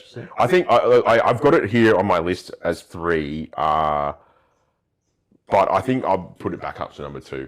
I did have it as number 2 until at some point when I did this list. But as you guys would know, as Metallica fans, this is a difficult exercise, and it waxes and wanes, man, on your mood, which is what my favorite. All the best bands is mood dependent. Like sometimes the chub as well. Like sometimes I might think In Utero is better than Nevermind, but then other days I think Nevermind's better than In Utero, which I think is dynamic and it's really cool. Absolutely. Best songs. So I'm going to pick 2, 1 from each disc. Sure. I'm going to say Astronomy is probably my favorite. Again, it's a hard pick, but I'd say very Astronomy from the newest shit. I'm going to say Last Caress from the older shit. Okay. Yeah, because Last Caress is just so much fun. Oh man, I think I'm going to go Whiskey in the Jar because it's such a fucking. It's iconic. Cracker. But Die My Darling as well. Like seriously, props, shout out. But I'm gonna go classic. Just say "Am I Evil?" Yeah, because that's such a fucking. That the Diamond Head version. You've got to check out. Not that shitty remaster they did a few years ago. No, not that one. There's a. Yeah, we actually can probably maybe put a link in the comments. We could, that might be fun. We put some link in the comments to some of this stuff. Original stuff from. I mean, you guys can check it out, but Diamond Head, you got to listen to. That White album, the first 8 songs. Yeah, it came out in 2002 remastered or whatever. Yeah, there's no. I think the most recent one that you can access. No, there is one that's recent. Sucks. There's one. I talked to you about that. There's a one that has. There is also available on Spotify. Yeah. That is the one that we basically listened to. 2002 one, and it's perfect. It restores it to its not the glory. 20. I think it was 2023 or 2024 remaster. That is them playing. That's the band playing it. Then and there. Yeah, it's interesting. I'll just say that. I'm not going to say anything else. But you can get the good one. You can still find it in other versions, which I recommend. All right, before we go on to the next part, it's going to be Napster, I believe. Correct. But I just wanted to shout out I Disappear. Yes, which was another thing about it, which is pretty much why Napster explosion. Oh, right. So, I wasn't sure on the timeline. Look, it goes into this. I was going to roll into 3. We're going to talk about 3 things here. We're going to talk about the S&M concert. We're going to talk about I Disappear. And we're going to talk about Napster at this section. I guess just try to keep it quick with this, but S&M, what a fucking amazing concert it's good. that was. It's Lightning good. in a bowl. It's good. It's pretty good. Those for me, the highlights of that. Some of the songs I think are a bit of a miss. They don't really gel with the orchestra, and there's some off timing in terms of the playing. Thanks, Lars. You're a sitcom man, so. Lars off timing, never heard of that. Yeah, but no, for me the highlights are the 2 new songs on that, which I think is dope. Like No Leaf Clover and Human, Minus Human. Minus Human. Yeah, which I think are really good. Yeah, I loved Minus Human. I think that was like an amazing. Yeah, the riff is just ear-splitting shit. It's great. Yeah. It is great. But there's some amazing arrangements on there. Some of them really, really work. I think the Load stuff, not surprisingly, works really well. Yeah. Like Bleeding Me is really good on that. For Correct. example, I haven't listened to SM in ages. Yeah, it's been a long time. Yeah. Bought it on DVD, and I remember because Michael it's a Cameron good coming one. up and doing his fucking Yeah. thing. Just absolutely incredible. Yeah. But a lot of Reload and Load stuff on there. And it did works very really well. You can say why, which is why going back to that string quartet, I was so impressed because, for one, they don't have a full San Francisco Symphony Orchestra, and Michael Kamen at the helm in terms of arrangements, or the band for that matter. But they were able to do it. I think arguably, I won't say better, but they were able to do a compelling arrangement of these older thrash shit on 4 classical instruments, where some of them here miss, I think. some of the older stuff doesn't really. Puppets didn't work for me. I don't think. I think the first, I don't know. I think it did to me. I Yeah, like Puppets. fair. I think Call of Cthulhu is one of the. Oh yeah, that is obvious, but that's almost like a classical piece in itself. Yeah, exactly. Yeah, I think. I think Which maybe, speaks to Cliff's writing, then obviously. yeah, because, of course, exactly. You know, he was classically. It's probably one of those things that where it suffers. Again, this was another really expensive one back in our days. It's 2 disc. and DVDs. I think there's probably too many songs on it. Which is they were putting a concert on. They had to. It was like 28 tracks nearly. Yeah, I mean, they probably aren't 28 songs that you would commit to doing in that format. In hindsight, but again, it was And they a didn't concert. when they did S&M too. I haven't heard. I actually, you know what? That's the Don't only bother. Metallica Just don't album I bother. haven't heard. I've heard it's fucking shit. It's not great. Mm. I mean, look, S&M, which I love the wordplay on that. Yeah, no, it's great. Yeah. Yeah. Well, that's But- one thing that Metallica are really good at. It's wordplay. With they love their wordplay and they're fucking funny. Cunning stunts. Cunning stunts. Yeah. Yeah, that's right. James with his, and I quote, minutes of practice is how he got so good. Yeah. Yeah, that's the sort of shit. You know. Yeah, Like the they- early James, he's such a fucking, He's such a larrikin. fucking funny Yeah, dude. yeah, I know. Oh my God, James! I could watch hours of his interviews. Oh, he's and fucking, just he's so never funny. get He's so over funny. it. Yeah. But I don't know. S&M was, of course, such a legendary concept that they that was lightning in a bottle. That was fucking lightning in a I think bottle. it's pretty good. And the band tried to recapture it like 20 years down the track, and it fell well short on S&M. Yeah. Look, I've listened to it. I've not gone back to it. Let me put it that way. Wow. Okay. That's saying something for you. Yeah, as a being a I've never Metallica bothered. fan that you are. I think if you're going to go over live albums, which if you want to briefly mention, live shit, binge and purge, Oh, for example. okay, that's another fucking tier of godliness. I bought that on the Yeah. box set. So I got, did too, and Yeah, it was yeah. NTSC version. It was an NT fucking SC, and yeah. and our TV at the time, being again Australian, was 50 hertz, which means you couldn't play it because it was in 60 hertz, of course, because that's the difference between PAL and NTSC. We had on our computer. You could Yeah, play I it. know. I remember you found a way And- to do it. I was jealous as fuck. It was you were only allowed 5 times to switch in the computer on the computer. So they allowed if you had an NTSC. If you don't know this shit, You guys- this is DVD lock into a region. So that means Yeah. you didn't go to America. You didn't buy a DVD for $2 there. The when it struggle was $20 the to struggle Australia. in trying to. PAL 1 through 4 and NTSC. It's crazy to think that like nowadays all of this stuff's just on YouTube, like, and you can just Google it, Or streaming YouTube services. it, you just either Spotify, Apple Music, or YouTube at the drop of at your fingertips. But we had to. This is the struggle. We had to look online to find out how we could overcome these You barriers. spend like what was Live Fit wasn't was not a cheap set. It was because it was like 3 discs and 3 DVDs or something. Yeah. Yeah, and it was something like awesome, that. and it came in a really cool package. And we both bought it. But I mean, I could only use half of it because I couldn't play the bloody DVD. So yeah, I mean, yeah, it was a real struggle. I managed finally. We managed to get a TV that was 60 hertz compatible. Oh, shit. Years later, and I watched it. I'm like, yeah, Nice. that would have been awesome to watch this back in the day when I got it. But yeah, that was peak Metallica live, 100%. Yeah, definitely. I mean, another one as well was also Helping Hands, which is an acoustic set they did as yeah. part of a charity. Is that when they played Low Man's lyric for like one of the first and early times? Oh, hang on, let me check that. Maybe not. They had played it once or twice before. Yeah, they don't play it often. I know that. They need to get a hurdy-gurdy, man. That's pretty hard. Goody, come on, let's Yeah. pop it out there. What was it? There was 12 tracks on here. What did they play? Disposable Heroes, When a Blind Man Cries, Deep Purple cover. The Unforgiven, Please Don't Judas Me, Turn the Page, Bleeding Me, Veteran of the Psychic Wars, which is another Blue Oyster Cult song.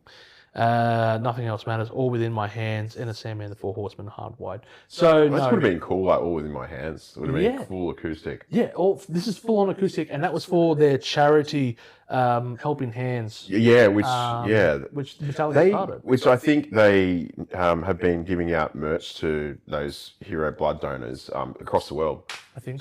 Yeah, you can get really exclusive. Yes, they do. Metallica did a blood drive when Yeah. they came out to Australia recently. Via Helping Hands, I believe. Via Helping Hands. So if you donated blood, you got a It's same as t-shirt. America. They've brought it out here now. You can get a T-shirt, which is and the merch. I've seen pics of it, man. It's good great shit. quality stuff. Yeah. So, but yeah, shout out to those who've got the merch. If you If you did it, we raise Hourglass. Yeah, is for huge. sure. But yeah, good on him for doing that. I like that's what I like about late era. Well, we'll obviously come to their music and everything, but late era Metallica, they're sort of giving back to the community. Yeah. And James particularly speaking about his struggles with addiction and stuff is just really really nice. Like, really great. And there's just they've really adopted that elder statesman role. Even Lars, I think, is. He's so much more circumspect these days, and he's really big on, refined. but he's really big on like up and coming bands and stuff. Yeah, for years. Yeah, nurturing that like young talent. Yeah, They're trying to do what Ozzy did to them. Which I think is just such a cool thing to do. Because I remember when like they were opening. One of the opening acts they had was The Sword. And there was a massive hype around them. I was like, oh, shit, this band, The Sword. And I remember listening to the first album and going, fuck yeah, this is great. Unfortunately, they would split up a couple of decades, only a couple of years ago now. But it was a bit of a curse as well, I know, with a lot of people saying, like, if they open for Metallica, because Metallica, how do you fucking open for Metallica? You know what I mean? Like, it's such a big it would be, You've got to bring your A game if you're going to fucking open for Metallica. Yeah, it's like you got to when you open for Aussie. Yeah, that's exactly. You got to bring that attitude that they brought in for the Aussie. That's right. Yeah. But I guess let's talk quickly about Napster and I Disappear. Yeah, jeez. What a time to be alive for Metallica fans and burning your fucking merch because you couldn't download it on Napster for free. Yeah, it was at the time, again, I don't know, look, at the time, I don't really want to fucking dwell on it, man. Let's dwell on it. it. It's just, I think the optics of it were fucked. I think like the biggest rock band in the universe is like coming out and, South Park did it properly, like, Rick can't get a new level on his house. I was going to mention the South Park episode. Sorry, I threw it out of your mouth. But I mean, I think in hindsight, Lars was right. I think a lot of people would agree, particularly up and coming artists now who can't get a foothold because, there's obviously I don't know much about it, but you hear a lot about how the record industry's changed and it's impossible to make, to get, a living wage for most of these. If you're making the money off Spotify, well, let's face it, you're not making money off it. Well, not unless you're like Taylor Swift or No. Even then, you're not making that much. I've done a full episode actually talking about I think Spotify I've seen that. Yeah. Yeah, and if you're looking, it's for the it's on the Incubus episode. Yeah. But basically, Spotify, you're not going to make. If you're an upcoming musician, it's extremely hard to get coverage, to get money, exposure. Well, you're in an oversaturated market, with not much exposure, and on top of that, even if you get like 1 million streams, which is huge numbers, you're getting paid like 20 cents. Yeah, that's right. I mean, I think it really kind of like poetically dovetails with what we were saying about how we had to scratch around to get access to music, and pay $45 for something like Garage Inc. Yep. I think that music was such less of a commodity when you do that. It's commoditization of music.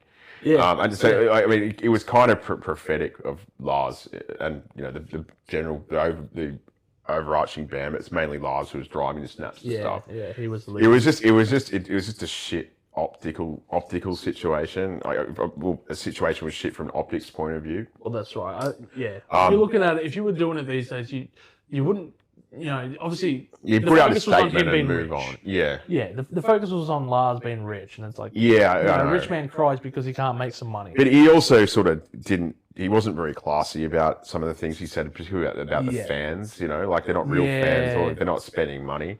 Correct. When he's obviously got more money than fucking God at this point in time. It's just his tact was shit. Yeah, exactly. Absolutely right. Yeah, and I think it did probably irreparable harm for a lot. Like, I mean, in terms of the years.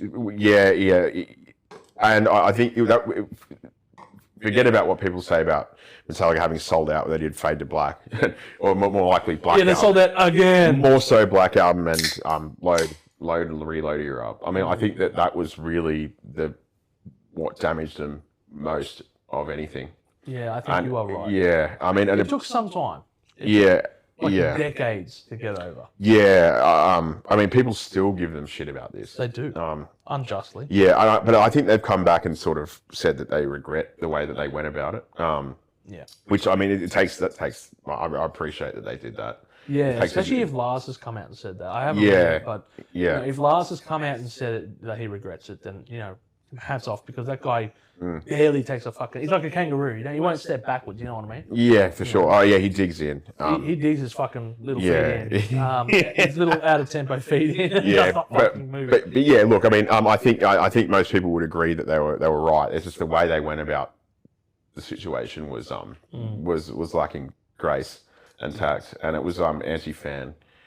Yes. Yeah, I mean, Because you downloaded I Disappear. I mean, if they were really with that, they could have done something. For example, in subsidising half of the record label's costs in putting out the music. You know, and made all their CDs $5.99 or $10.99. Yeah, exactly. You could reduce the cost. Yeah, if they really want to make a inflate statement, but they didn't do that. They didn't. I mean, that would have been a pretty extreme step. But yeah, well, that's it. But- Imagine but- eating away into your profits. yeah, exactly. I mean, they could have done something like, you know, to make their music. The whole point that they tried to espouse was that their music, like, you know, accessibility of music, which is what, you know, the Napster, the pro Napster people, accessibility of music. Well, your CDs cost $45, cunt.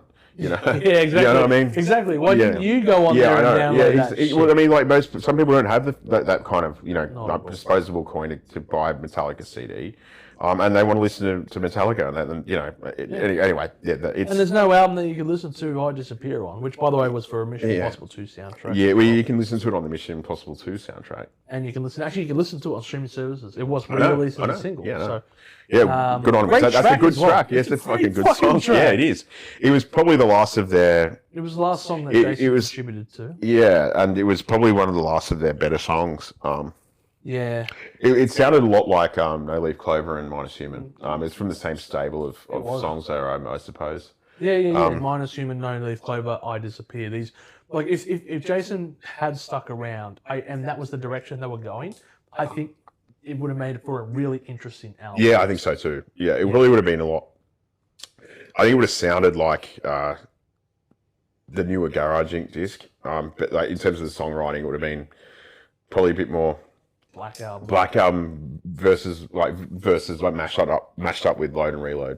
Yeah. Yeah. I think you're right. Yeah. I think you are right. Yeah. Anyway, that could have But- been. It wasn't. Could have Unfortunately. been. Never was. What do we get next? What do we get? We get a mish. Fuck. We get. We get any- Ja Rule. We get Not yet. That comes a bit after. We get. I can't bring myself. Saint Anger.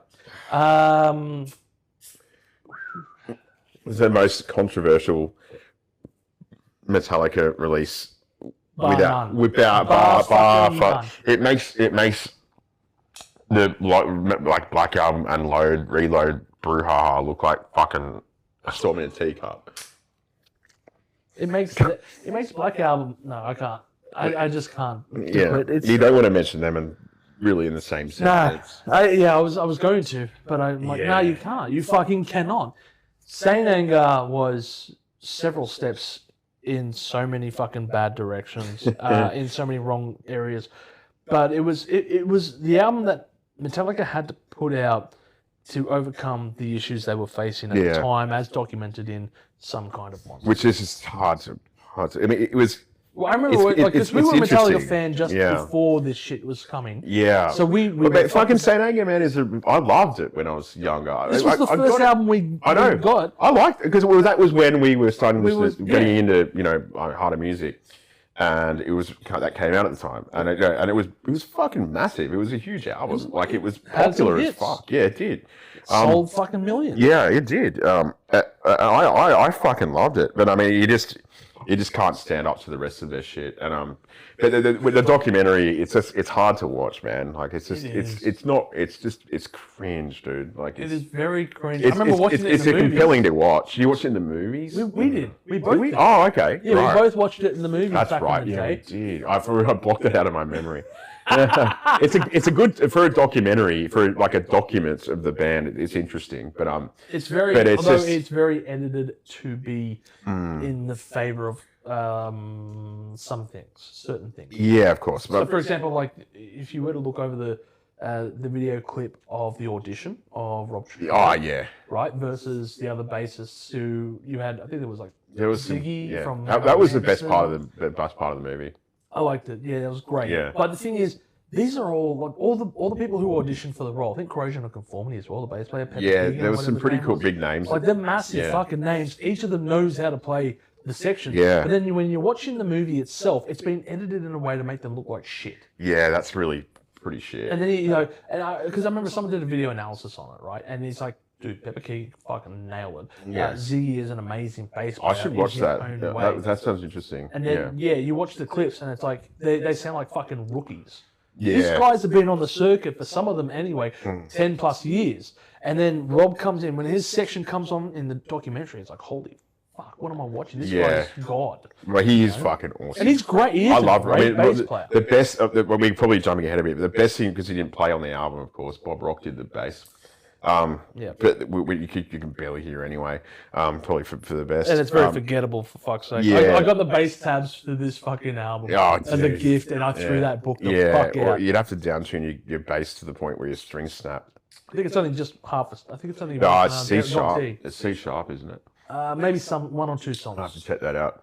But look, easily the best thing to have come out of the Saint Anger era is James getting himself well, obviously. Well, first time. I mean, it's a rough path, but It is. But Rob joined the band, who's fucking is awesome, and it's like he's always been a part of the band, and like his respect for the band and the material is awesome to see. Yeah. And his ability he's a 5-stringer as well. You know? He is. He's a 5-stringer and a finger plucker. Yeah, he's So it's like Cliff he's so and good. fucking Jason rolled in one. Yeah, he's really great. Like he just seems to bring this new must have I think what kept the band together. In fact, I think you're not wrong. Yeah. I do believe that's the case. That if it wasn't for him, Metallica probably wouldn't exist yeah, these days.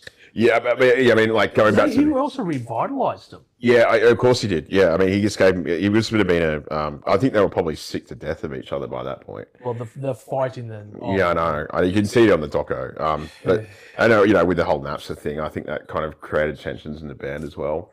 I mean, and there was a whole, and that's what the documentary was so bad for them as an image, because it's like, oh, you guys are whiny bitches. Yeah, I know. Before you were seen as this band who could not they be were hard fucking asses. touched. Yeah. You know, you guys were smashing bottles of Jaeger before going Yeah, I on know. stage. Yeah, I know. And now it's like, Yeah, James is in yeah. rehab talking about his feelings. Yeah, I know. Lars Exactly. is over there like, fuck you, let's go meet up with Dave then.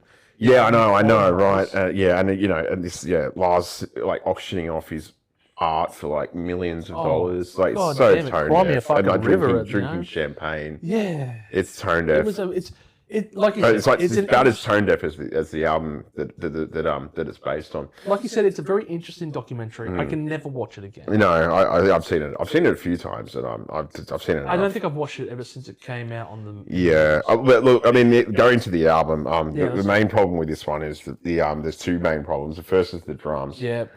which everybody knows it's hard to listen to. The second is the lack of solos.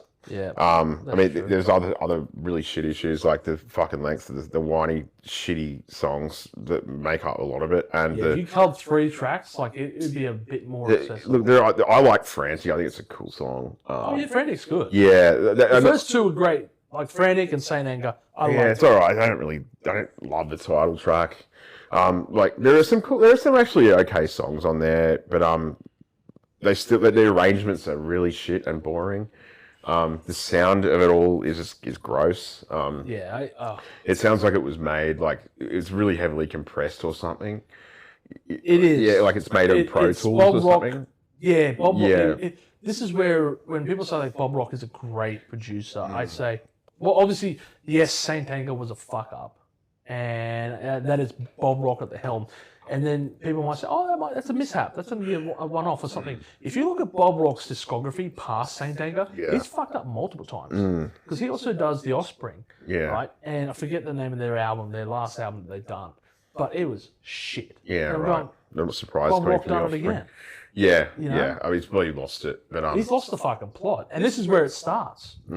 This is the fucking starting point So for his it downfall. just wasn't a good a good showing for anyone concerned. No one's concerned.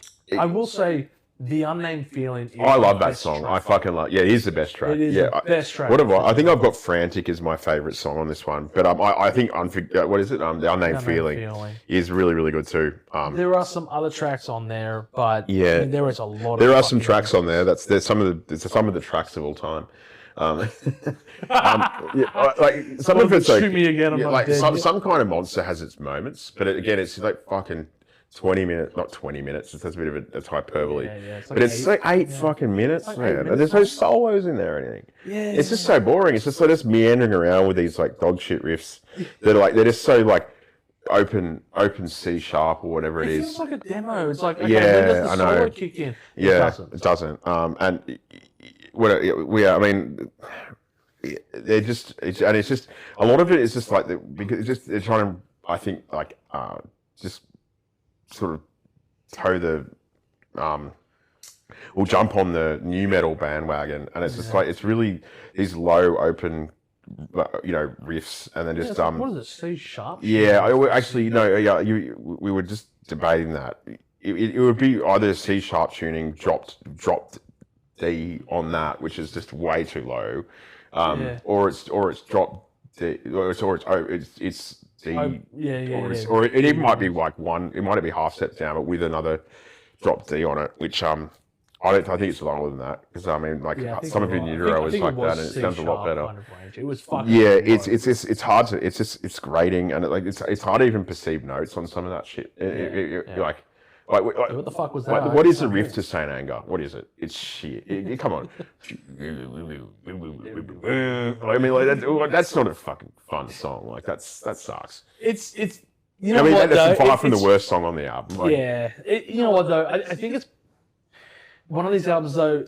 I've got nostalgia for, but that's because it was the first Metallica album that came out when we were Metallica fans. Yeah, so it was like this build up. Yeah. Like, oh fuck, my favorite band is. It was hype. It had mad hype at the time. Huge. Let's be real. Fucking hype. I don't think I've ever experienced anything since. When Metallica was doing Saint Anger.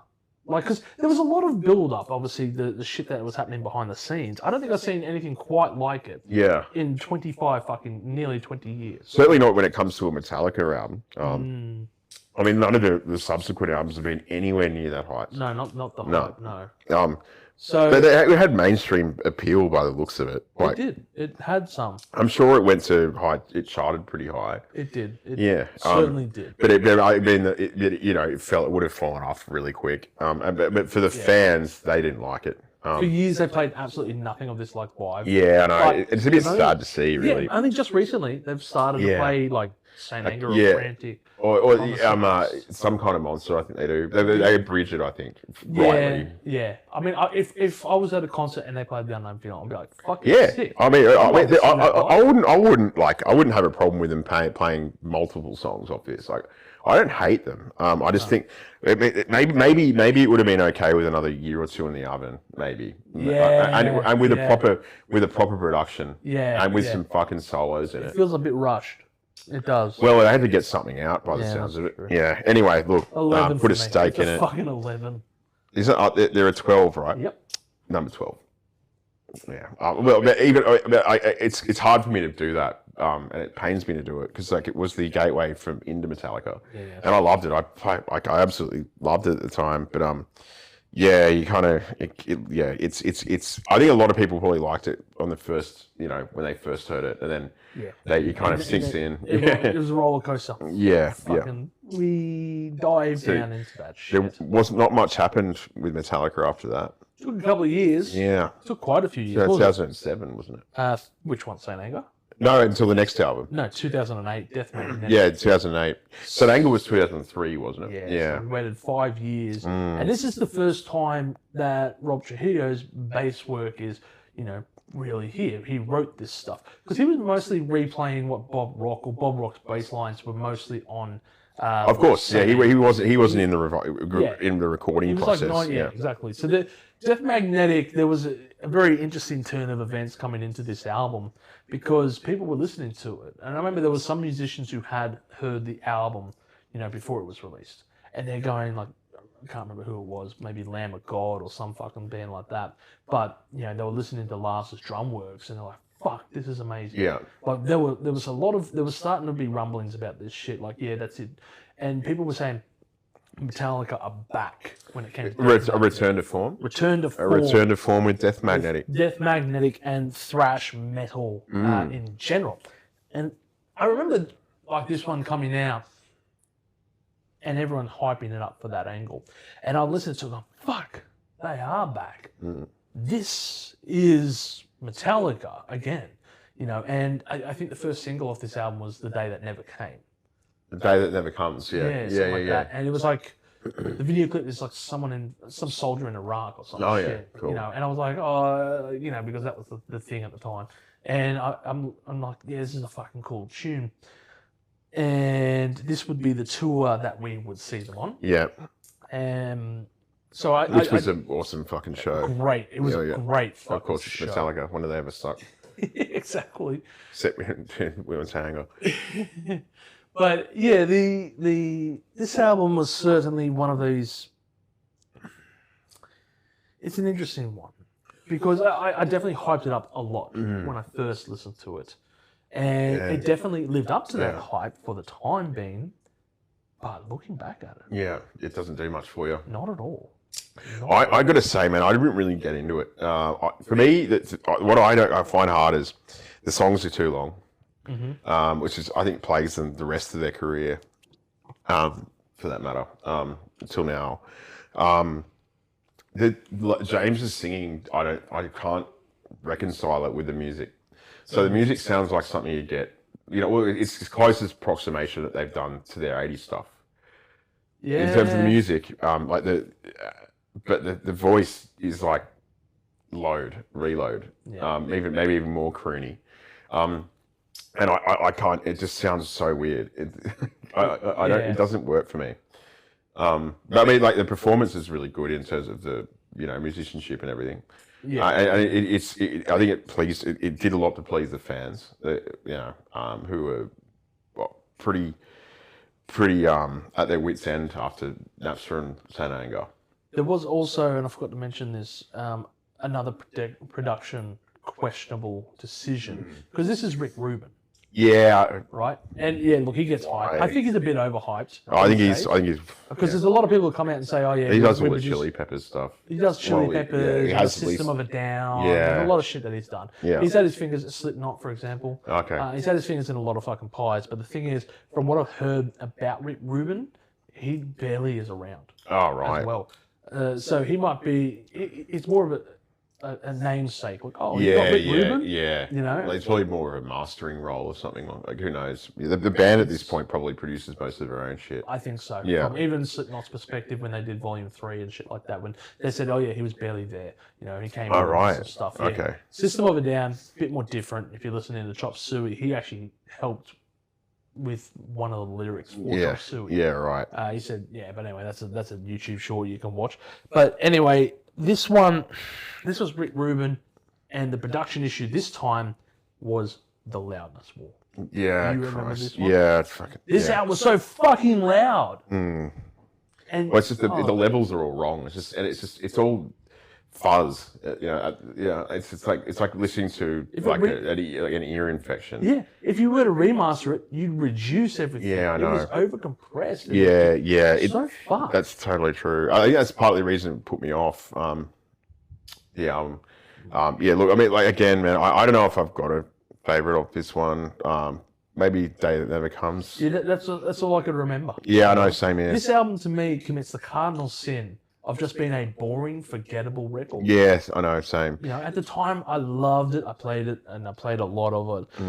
But for example, why the fuck would you go back and write The Unforgiven 3? Oh, That is so unnecessary. I mean, probably just to move some units. Yeah, exactly. Oh, cool. It's got The Unforgiven again. Why? You Yeah, don't I know. need to I go know. back to You that. need to do a second one. Yeah. I can understand the second one. Yeah, I know, The I know. third is just a hill too far. Yeah, I A know. bridge too far, I should say. Yeah. But, like, what the fuck else am I listening to here? Yeah. The end of the line, cool. There was an EP or two released around about this point as well. Yeah. Beyond Magnetic EP, and I think there was 6 Feet Down Under, which is actually a live nice. recording Yeah, cool. from Australia. Cool. Yeah, but So look, if I was doing a score of this years ago, around about the time this came out, this would be much higher. Yeah. For me, going back at it, I can't even remember any of the fucking and songs. you're not compelled to listen to it I'm again. not compelled to ever go back to this, which is why I've ranked it number 12. Yeah, fair, man. Look, I got respect for what they did on this one, and like sort of just going, you know what, we're gonna do another thrash album. We'll, try our best to do another thrash album. Sure. So I've got it at 10 there, just because I mean it's got Rob on it, who's a legend, and it's it's a return to form, and we saw them on the tour. Yeah. So I've got them at 10. That's fair. Yeah. That is fair. Yeah. Completely understandable for that one. Yeah. We're going to have a special mention again here because this is an album that we're not ranking because it would sit on the bottom of both our lists. This is the album that killed Lou Reed. Yeah. Lulu. Do you have anything to say about it? I do, and it's I'm just pulling up the I mentioned the lyrics. that I was on a channel recently. I was on Chill Dude on the Couch, and we were talking about he does a series called "Is It That Bad?" Guys out there watching this video, go check that out. I appear on a number of the episodes, but basically he's done something like 100+ episodes of "Is It That Bad?" And out of all the people that have been on the panel, we voted on the worst albums of all time that we listened to. So then we compiled the list of something like 22 fucking albums, and we went through which ones were the worst. Lulu was on there. Yeah, well, it kind of been as bad as like fucking what's his name? That actor Steven Seagal's album. It was on that list. Yeah. That was on that list too. Yeah. Oh, that one I told you about. Yeah, yes. you got me into that. Thanks very much. I'll never forgive you for that, Chili. But no, this is terrible. It's all I need to say to this is I would cut my legs and tits off when I think of Boris Karloff and Kinski in the dark of the moon. Oh man. I've always said I love the Velvet Underground. They're one of my favorite bands. I love Velvet Underground and Nico particularly, and their second album, Velvet Underground, is one of my favorite albums of all time. Yeah. What about his solo stuff? No, John Cale was the brains behind the Velvet Underground operation. Yes. And John Cale's solo stuff is fucking. I love it. I think it's fantastic. But I don't know. It's just such a Lou Reed moment. I mean, he's a legend. He's a legend guy. He seems like a cunt, and like it comes across as such in this fucking album. I am the table. Oh, small town girl. I am the table. I am the table. I am the table. I mean, jeez, how the fuck do you manage to get James Hetfield shouting for like 5 minutes in a row, just saying, I am the table? I would cut my legs and tits off. Yeah. Anyway, hang on. Just in Metallica's defense, I won't say anything about Lou Reed. But like it was cool that they did something a bit like totally left. It wasn't a bit different, totally left field, and like work with someone like Lou Reed, who's a legend in the music industry, and he's not a metal guy, right? He's he's a guy. But it was I got full respect for Metallica for doing this. It was unfair the sort of shit they copped for it because it was different. They experimented and it didn't work out. So what? It was a mishmash. But I think like JC from that panel said, it's redeemable for the Metallica sections because they're not that bad. The Metallica riffs on there, it's not that bad. It's not that bad. No, it's not. It's just Lou Reed's really the problem. Is terrible. Is shit, and I mean, James's singing is it's just like maybe if it was an instrumental album, it would be okay. Yeah, you know what? I'd listen to this if it was an instrumental album. I could definitely listen to it as an instrumental album. So that's all we will say about Lulu. We're not going to mention it because, of course, it would be... There's enough words have been spilled about Lulu, all of which are hilarious. Very true. I would cut my legs and tits off. Anyway, we're moving on from Lulu. We're moving on. From what have we got next, mate? Hardwired to self-destruct. What do we think about it? I don't think much of it. I got to put it out there. I've not really given it much thought. I've played it once through, and that was about it. shit. I fucking love this album. Nice. So I should give it another go. Is what You you're really saying. should listen to this album. All right. I really recommend it. Out of all the stuff that Rob has been part of, this is the best album he's been on. It gets a bit long because it's like an hour 17 minutes or some shit. Again, But it's fucking great. Say Death Magnetic went back into the thrash affair. Hardwired does the exact same, but well. They write tunes that you can fucking listen to and get really into, Atlas Arise, Moth into the Flame. These songs are real fucking mad tracks. Hardwired, Now That We're Dead. These first 4 tracks are incredible, and they also have Murder One, which is, of course, based after Lemmy, who unfortunately had passed away the year prior, or a year or two prior to this album being released. Because let me check the year it came out, 2016. 16. Yeah, so it was the year prior, a year after he passed away. So yeah, Murder One was based after his amp, and nice. Like that, they have lyrics which is just Motorhead fucking songs. Man, Like it is. That's really cool. A huge homage to. For sure. I mean, it was such a massive influence on the band. It's really fucking amazing album to me, and I think you really need to go back. I need to go back and listen to it. Yeah. Because I'm guessing from your count, from what you just said there, this album ranks pretty damn low. Yeah, man, it does. Again, it's just because it didn't grab me. Obviously, it's probably evident from this section of the video that I the new stuff doesn't really speak to me. But I mean, I'm actually getting hyped listening to you hype this one up. I remember because I was like you. I didn't feel this album at first. I listened to it a couple of times and went, yeah, it's all right. It was fine. But then I was working at one of my old jobs, and my boss, he was playing this album. Nice. Fucking stop. That's the best. A lot of the best times you get into an album, someone just plays it in the background. Yep. If you sit down and intentionally listen to stuff, sometimes it's too, it's a bit too much, forced in it. But it's too forced or something. I don't want to listen to this. But you got it on the background. That's cool. I wouldn't have a boss who would play that in the office. I don't think. No, I don't think in your office they'd be doing that type probably of shit. not. No. But so he played it like non-fucking stop for like a month, and because of that, it a lot of it's ingrained in my mind. Just been chilling there, that's cool. and, watching fucking The Ashes or some shit, and Metallica's pumping. Yeah, that's pretty cool. So there is that, but I guess it also forced me to listen to the album a lot more, and I came around to it. Before if I had ranked this album when it came out, it would be lower. It would be quite low. But it nearly landed on my number 4 spot. Oh, that's cool, man. Yeah. I really respect that. That's nearly got that fucking. I'm just looking at where I've got it. I mean, where did you put it?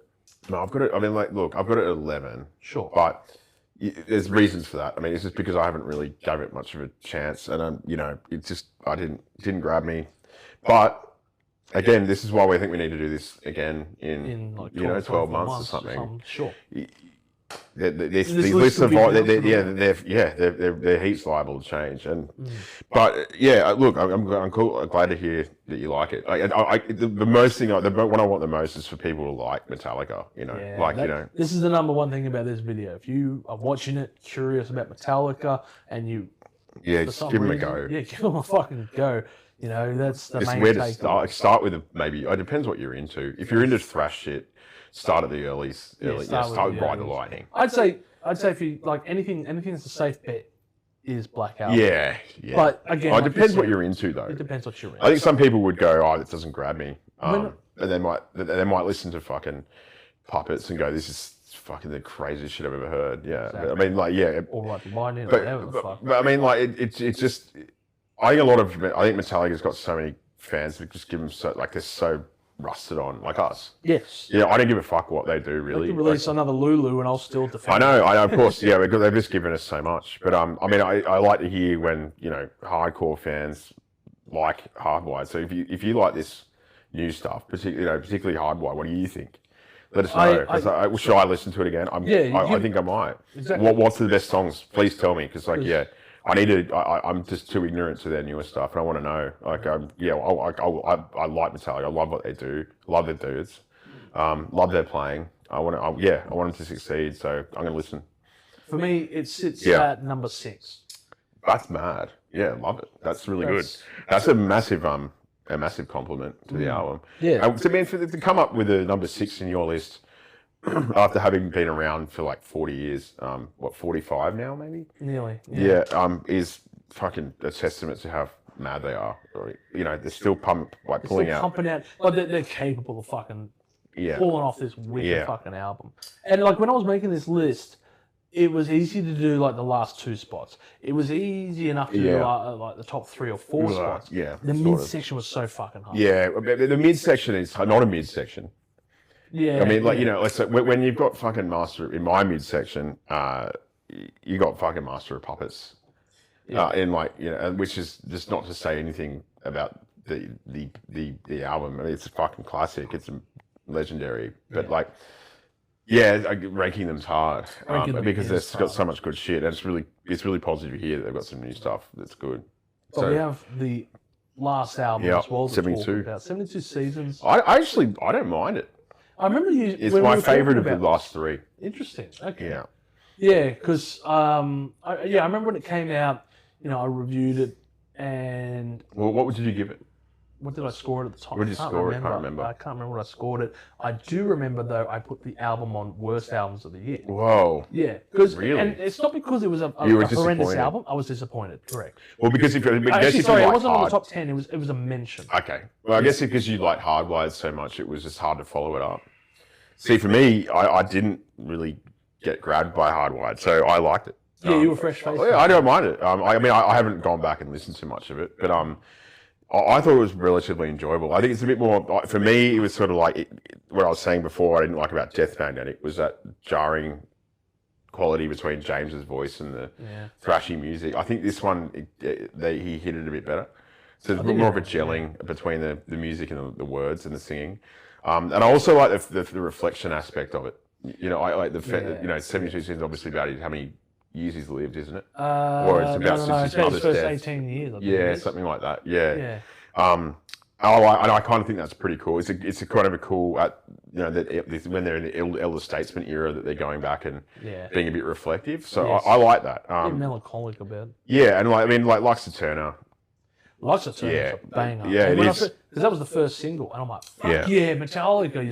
But I guess they didn't do much for you after that, I suppose. No, well, because the first track came out, and that landed in my top 10 songs of the year. But again, that's disappointing. Exactly, it's so fucking like, oh, what happened? You fell off a goddamn bridge. Again, it's the same problem that these new albums have. When I say new, I mean since Death Magnetic. Too long. Yes. Too meandering. Too long. It's like an Cut hour 18. I know, man. Shit. Like they just need to. Like I think it might even be, I can't remember which track it is, but it's like if this wasn't 10 minutes, if it was 5, and they cut out some of the bullshit, it would be it would be up there with Metallica's. Yeah, possibly. Because that's the longest track they've ever released. It's like nearly 11 minutes long. But some of them are just like they hit on a really cool because they obviously they change. The arrangements are very meandering. They've got so many different parts to the song. Yeah. And like it's like they find a riff and they've got to put it in. You know, like they need to resist that urge. I think. I think you got to cull it and go. This it's is the all best right part to of write the a song. 3 or 4 minute track from time to time. Yeah, I know. You know, I'm at the point where I'm so old now that I songs that are, if I see a song that's over like say 5 minutes, I get suspicious. Because I'm like I don't have that much free time anymore, right? No, yeah. A perfect song length is 3 minutes and 30 seconds, in my opinion. I mean, I love prog rock, so for me, whenever I see a track, I'm like, fucking challenge accepted. But it has its place. But I think when in the sort of songs Metallica's writing, I think there's a good 5 minute song in there. But there's a mediocre 8 minute song in there, right? Yes. But so look, and I think that's where Lux the Turner was the perfection amount. I know. Because that's like 3.5 minute track. That's why I loved it. That's why I listened to it way more than everything else on that fucking album. Yeah. Yeah. Look, I don't mind it. And look, by all accounts, their tour on the back of it was really good. They didn't play much, if anything, off it. from what I understand. No, I don't believe they did. Which is, I think they did sometimes. But I mean, everyone's there for the greatest hits, right? Well, yeah. But look, it's not Saint Anger. That's for sure. Very true. I think they're a lot more cognizant to what the fans want. I think maybe that's something they need to stop playing for themselves. Because like Saint Anger's memorable. Start playing for themselves rather than the fans or something. I don't know. Maybe. Because like Saint Anger's memorable probably for the bad reasons. Yeah, it is very memorable. No, Saint Anger is memorable. I can give you that. Yeah. Look, I'm going to put it at 9. Because it kind of. I respect what they're doing in the new era, and for me, it's the best one of the new era. Yeah. For me, number 10. Oh, cool. Yeah. Well, it's not a bad album. It's not a bad album. Are you a bit more softer on it now? After the you dust know what? has settled a bit? I was listening to it yesterday, and I think back at the time I didn't like In Order for Exploration. Yeah. And I was listening to it yesterday. No, that's the song that I thought ought to be way that one shorter. definitely meanders. Yeah, There was a section where it breaks down and there's like this flamenco sounding fucking guitar almost. And you're going like, what the fuck? But I don't know. It just caught me in a right light yesterday, and I was just going, that's kind of cool. Like, I think interesting. I think that's the thing, hey. Like, some of these newer ones, it's like, you've got to be in the mood. Yeah. Whereas the older ones, it doesn't matter what fucking mood you're in. It's like, it makes the mood. It enhances your mood. It sets the mood, right? Whereas these newer ones don't do that. Like, you have to be in the mood for it. So it's not as obviously a strong band as has come before it. No, it's not standing the test of time like it's Master not. of Puppets is. But it's still it's far from the worst album that's ever been put out, and so from this band. So fairly enough. Yeah. But no, well, is it what's next for Metallica? Are we gonna have another one? I think there's going to be another album. Yeah, I think so too. From what I've heard, actually, the Kirk Hammett is going to be releasing a new solo album. No way. New solo album. So he put one out actually not too long ago. Portals. Yeah. That wasn't too bad. That was good. I liked it. Yeah. So that was the first solo album from like every fucking member. Yeah. They had a strict embargo on solo. I believe that. That's why Jason pretty much decided to broke the camel's back. He Flotsam and Jetsam. Yeah, Flotsam. Wait, not Flotsam and Jetsam. Euston. Well, Flotsam and Jetsam's been around for years. Oh, okay. I thought maybe Jason joined them. I think he was in them for a time. He helped them write some stuff. I'm pretty sure. He did a band. I think. Well, he was in Voivod before. I think he was. There's a section of some kind of monster documentary where Lars goes to a show. That was from Flotsam and Jetsam. No, it wasn't. No. Okay. Echo Brain. Echo Brain. That's what I mean. Echo Brain. Yeah. Oh, Flotsam and Jetsam's his first band. Yeah, my bad. No, but Echo Brain was kind of cool. Echo Brain was alright. But I imagine that these days, now that they're a bit older, they don't mind, Kirk going off and doing his side project, which is awesome. I mean, shit, you're talking about having the Big Four reunite on one stage at one point. That was a couple of years after, Saint Anger came out. So clearly, the hatchet had been buried. Yeah, exactly. Like everyone moves on from where they are. And like you said, that's probably why it'd be interesting to come back to this list in, say, 12 or 24 months' time and go, hopefully there's a new Metallica album in the mix. And hopefully we put it at number fucking 1. Hopefully. Yeah, wouldn't that be awesome? I can't see it toppling Justice for All. Oh, mate, that'd be a fucking big call. The top puppets, the top... Yeah, I know. They don't have that in them, but... I mean, who would? I mean, like, those things, like you said, Lightning in a Bottle a few times. This one, I mean, those earlier albums, Lightning in a Bottle. Very much so. Just ride the lightning in the bottle. Ride the lightning in the bottle, trapped under ice. Yeah, for sure. Yeah. Well, that's been enlightening. Exactly, it's been fucking fun talking about Metallica. Yeah, because we could go on all day. Yeah, exactly. How long have you guys got out there? We'll go on for the next 4 hours. Yeah. Well, how long have you got? Oh. Yeah. How long has this been so far? I'd be interested to come back and how go, long's a piece of string? Fuck. Yeah, no, it's been good to go back and look in and just relive our early Metallica days as well. Missing shit. Yeah, but they're a great band. Yeah. Again, if there's anyone out there who hasn't heard them, you have to. I don't think it really matters what sort of music you're into. I think that there's something in Metallica's catalog for everyone. Yeah, I think you're going to find it hits a mark. There's a reason why they are the biggest metal band out there at this stage. They're beyond metal. You know? Like they defy that label, I think. You know, they're a rock band. I think they're a guitar band. Yeah. Like that.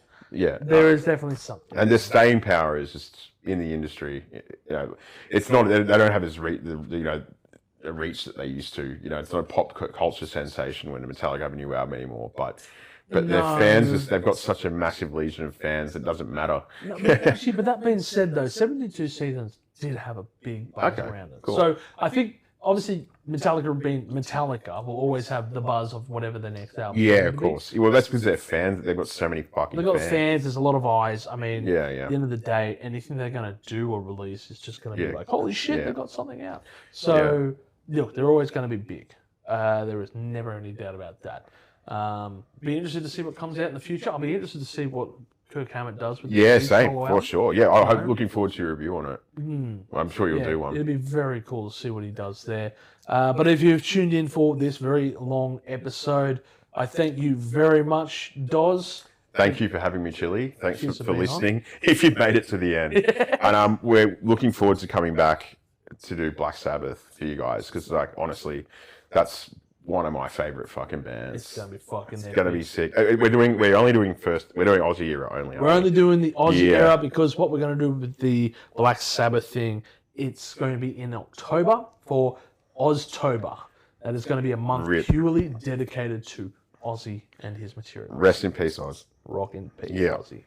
All right, guys. Thanks again. Thanks for having me, and I'm looking forward to the next installment we do Black Sabbath. Exactly. And thank you once again. Make sure to hit that like button, subscribe, share the shit out of this video. Stay spicy out there. See ya. If you've enjoyed this content, make sure to smash that like button, subscribe to us, and stay notified for future music-related content because it keeps our manager happy at the end of the day. We are also on Discord, Instagram, Facebook, and all those other social platforms if you want to check us out. As always, people, you have a great day and stay spicy.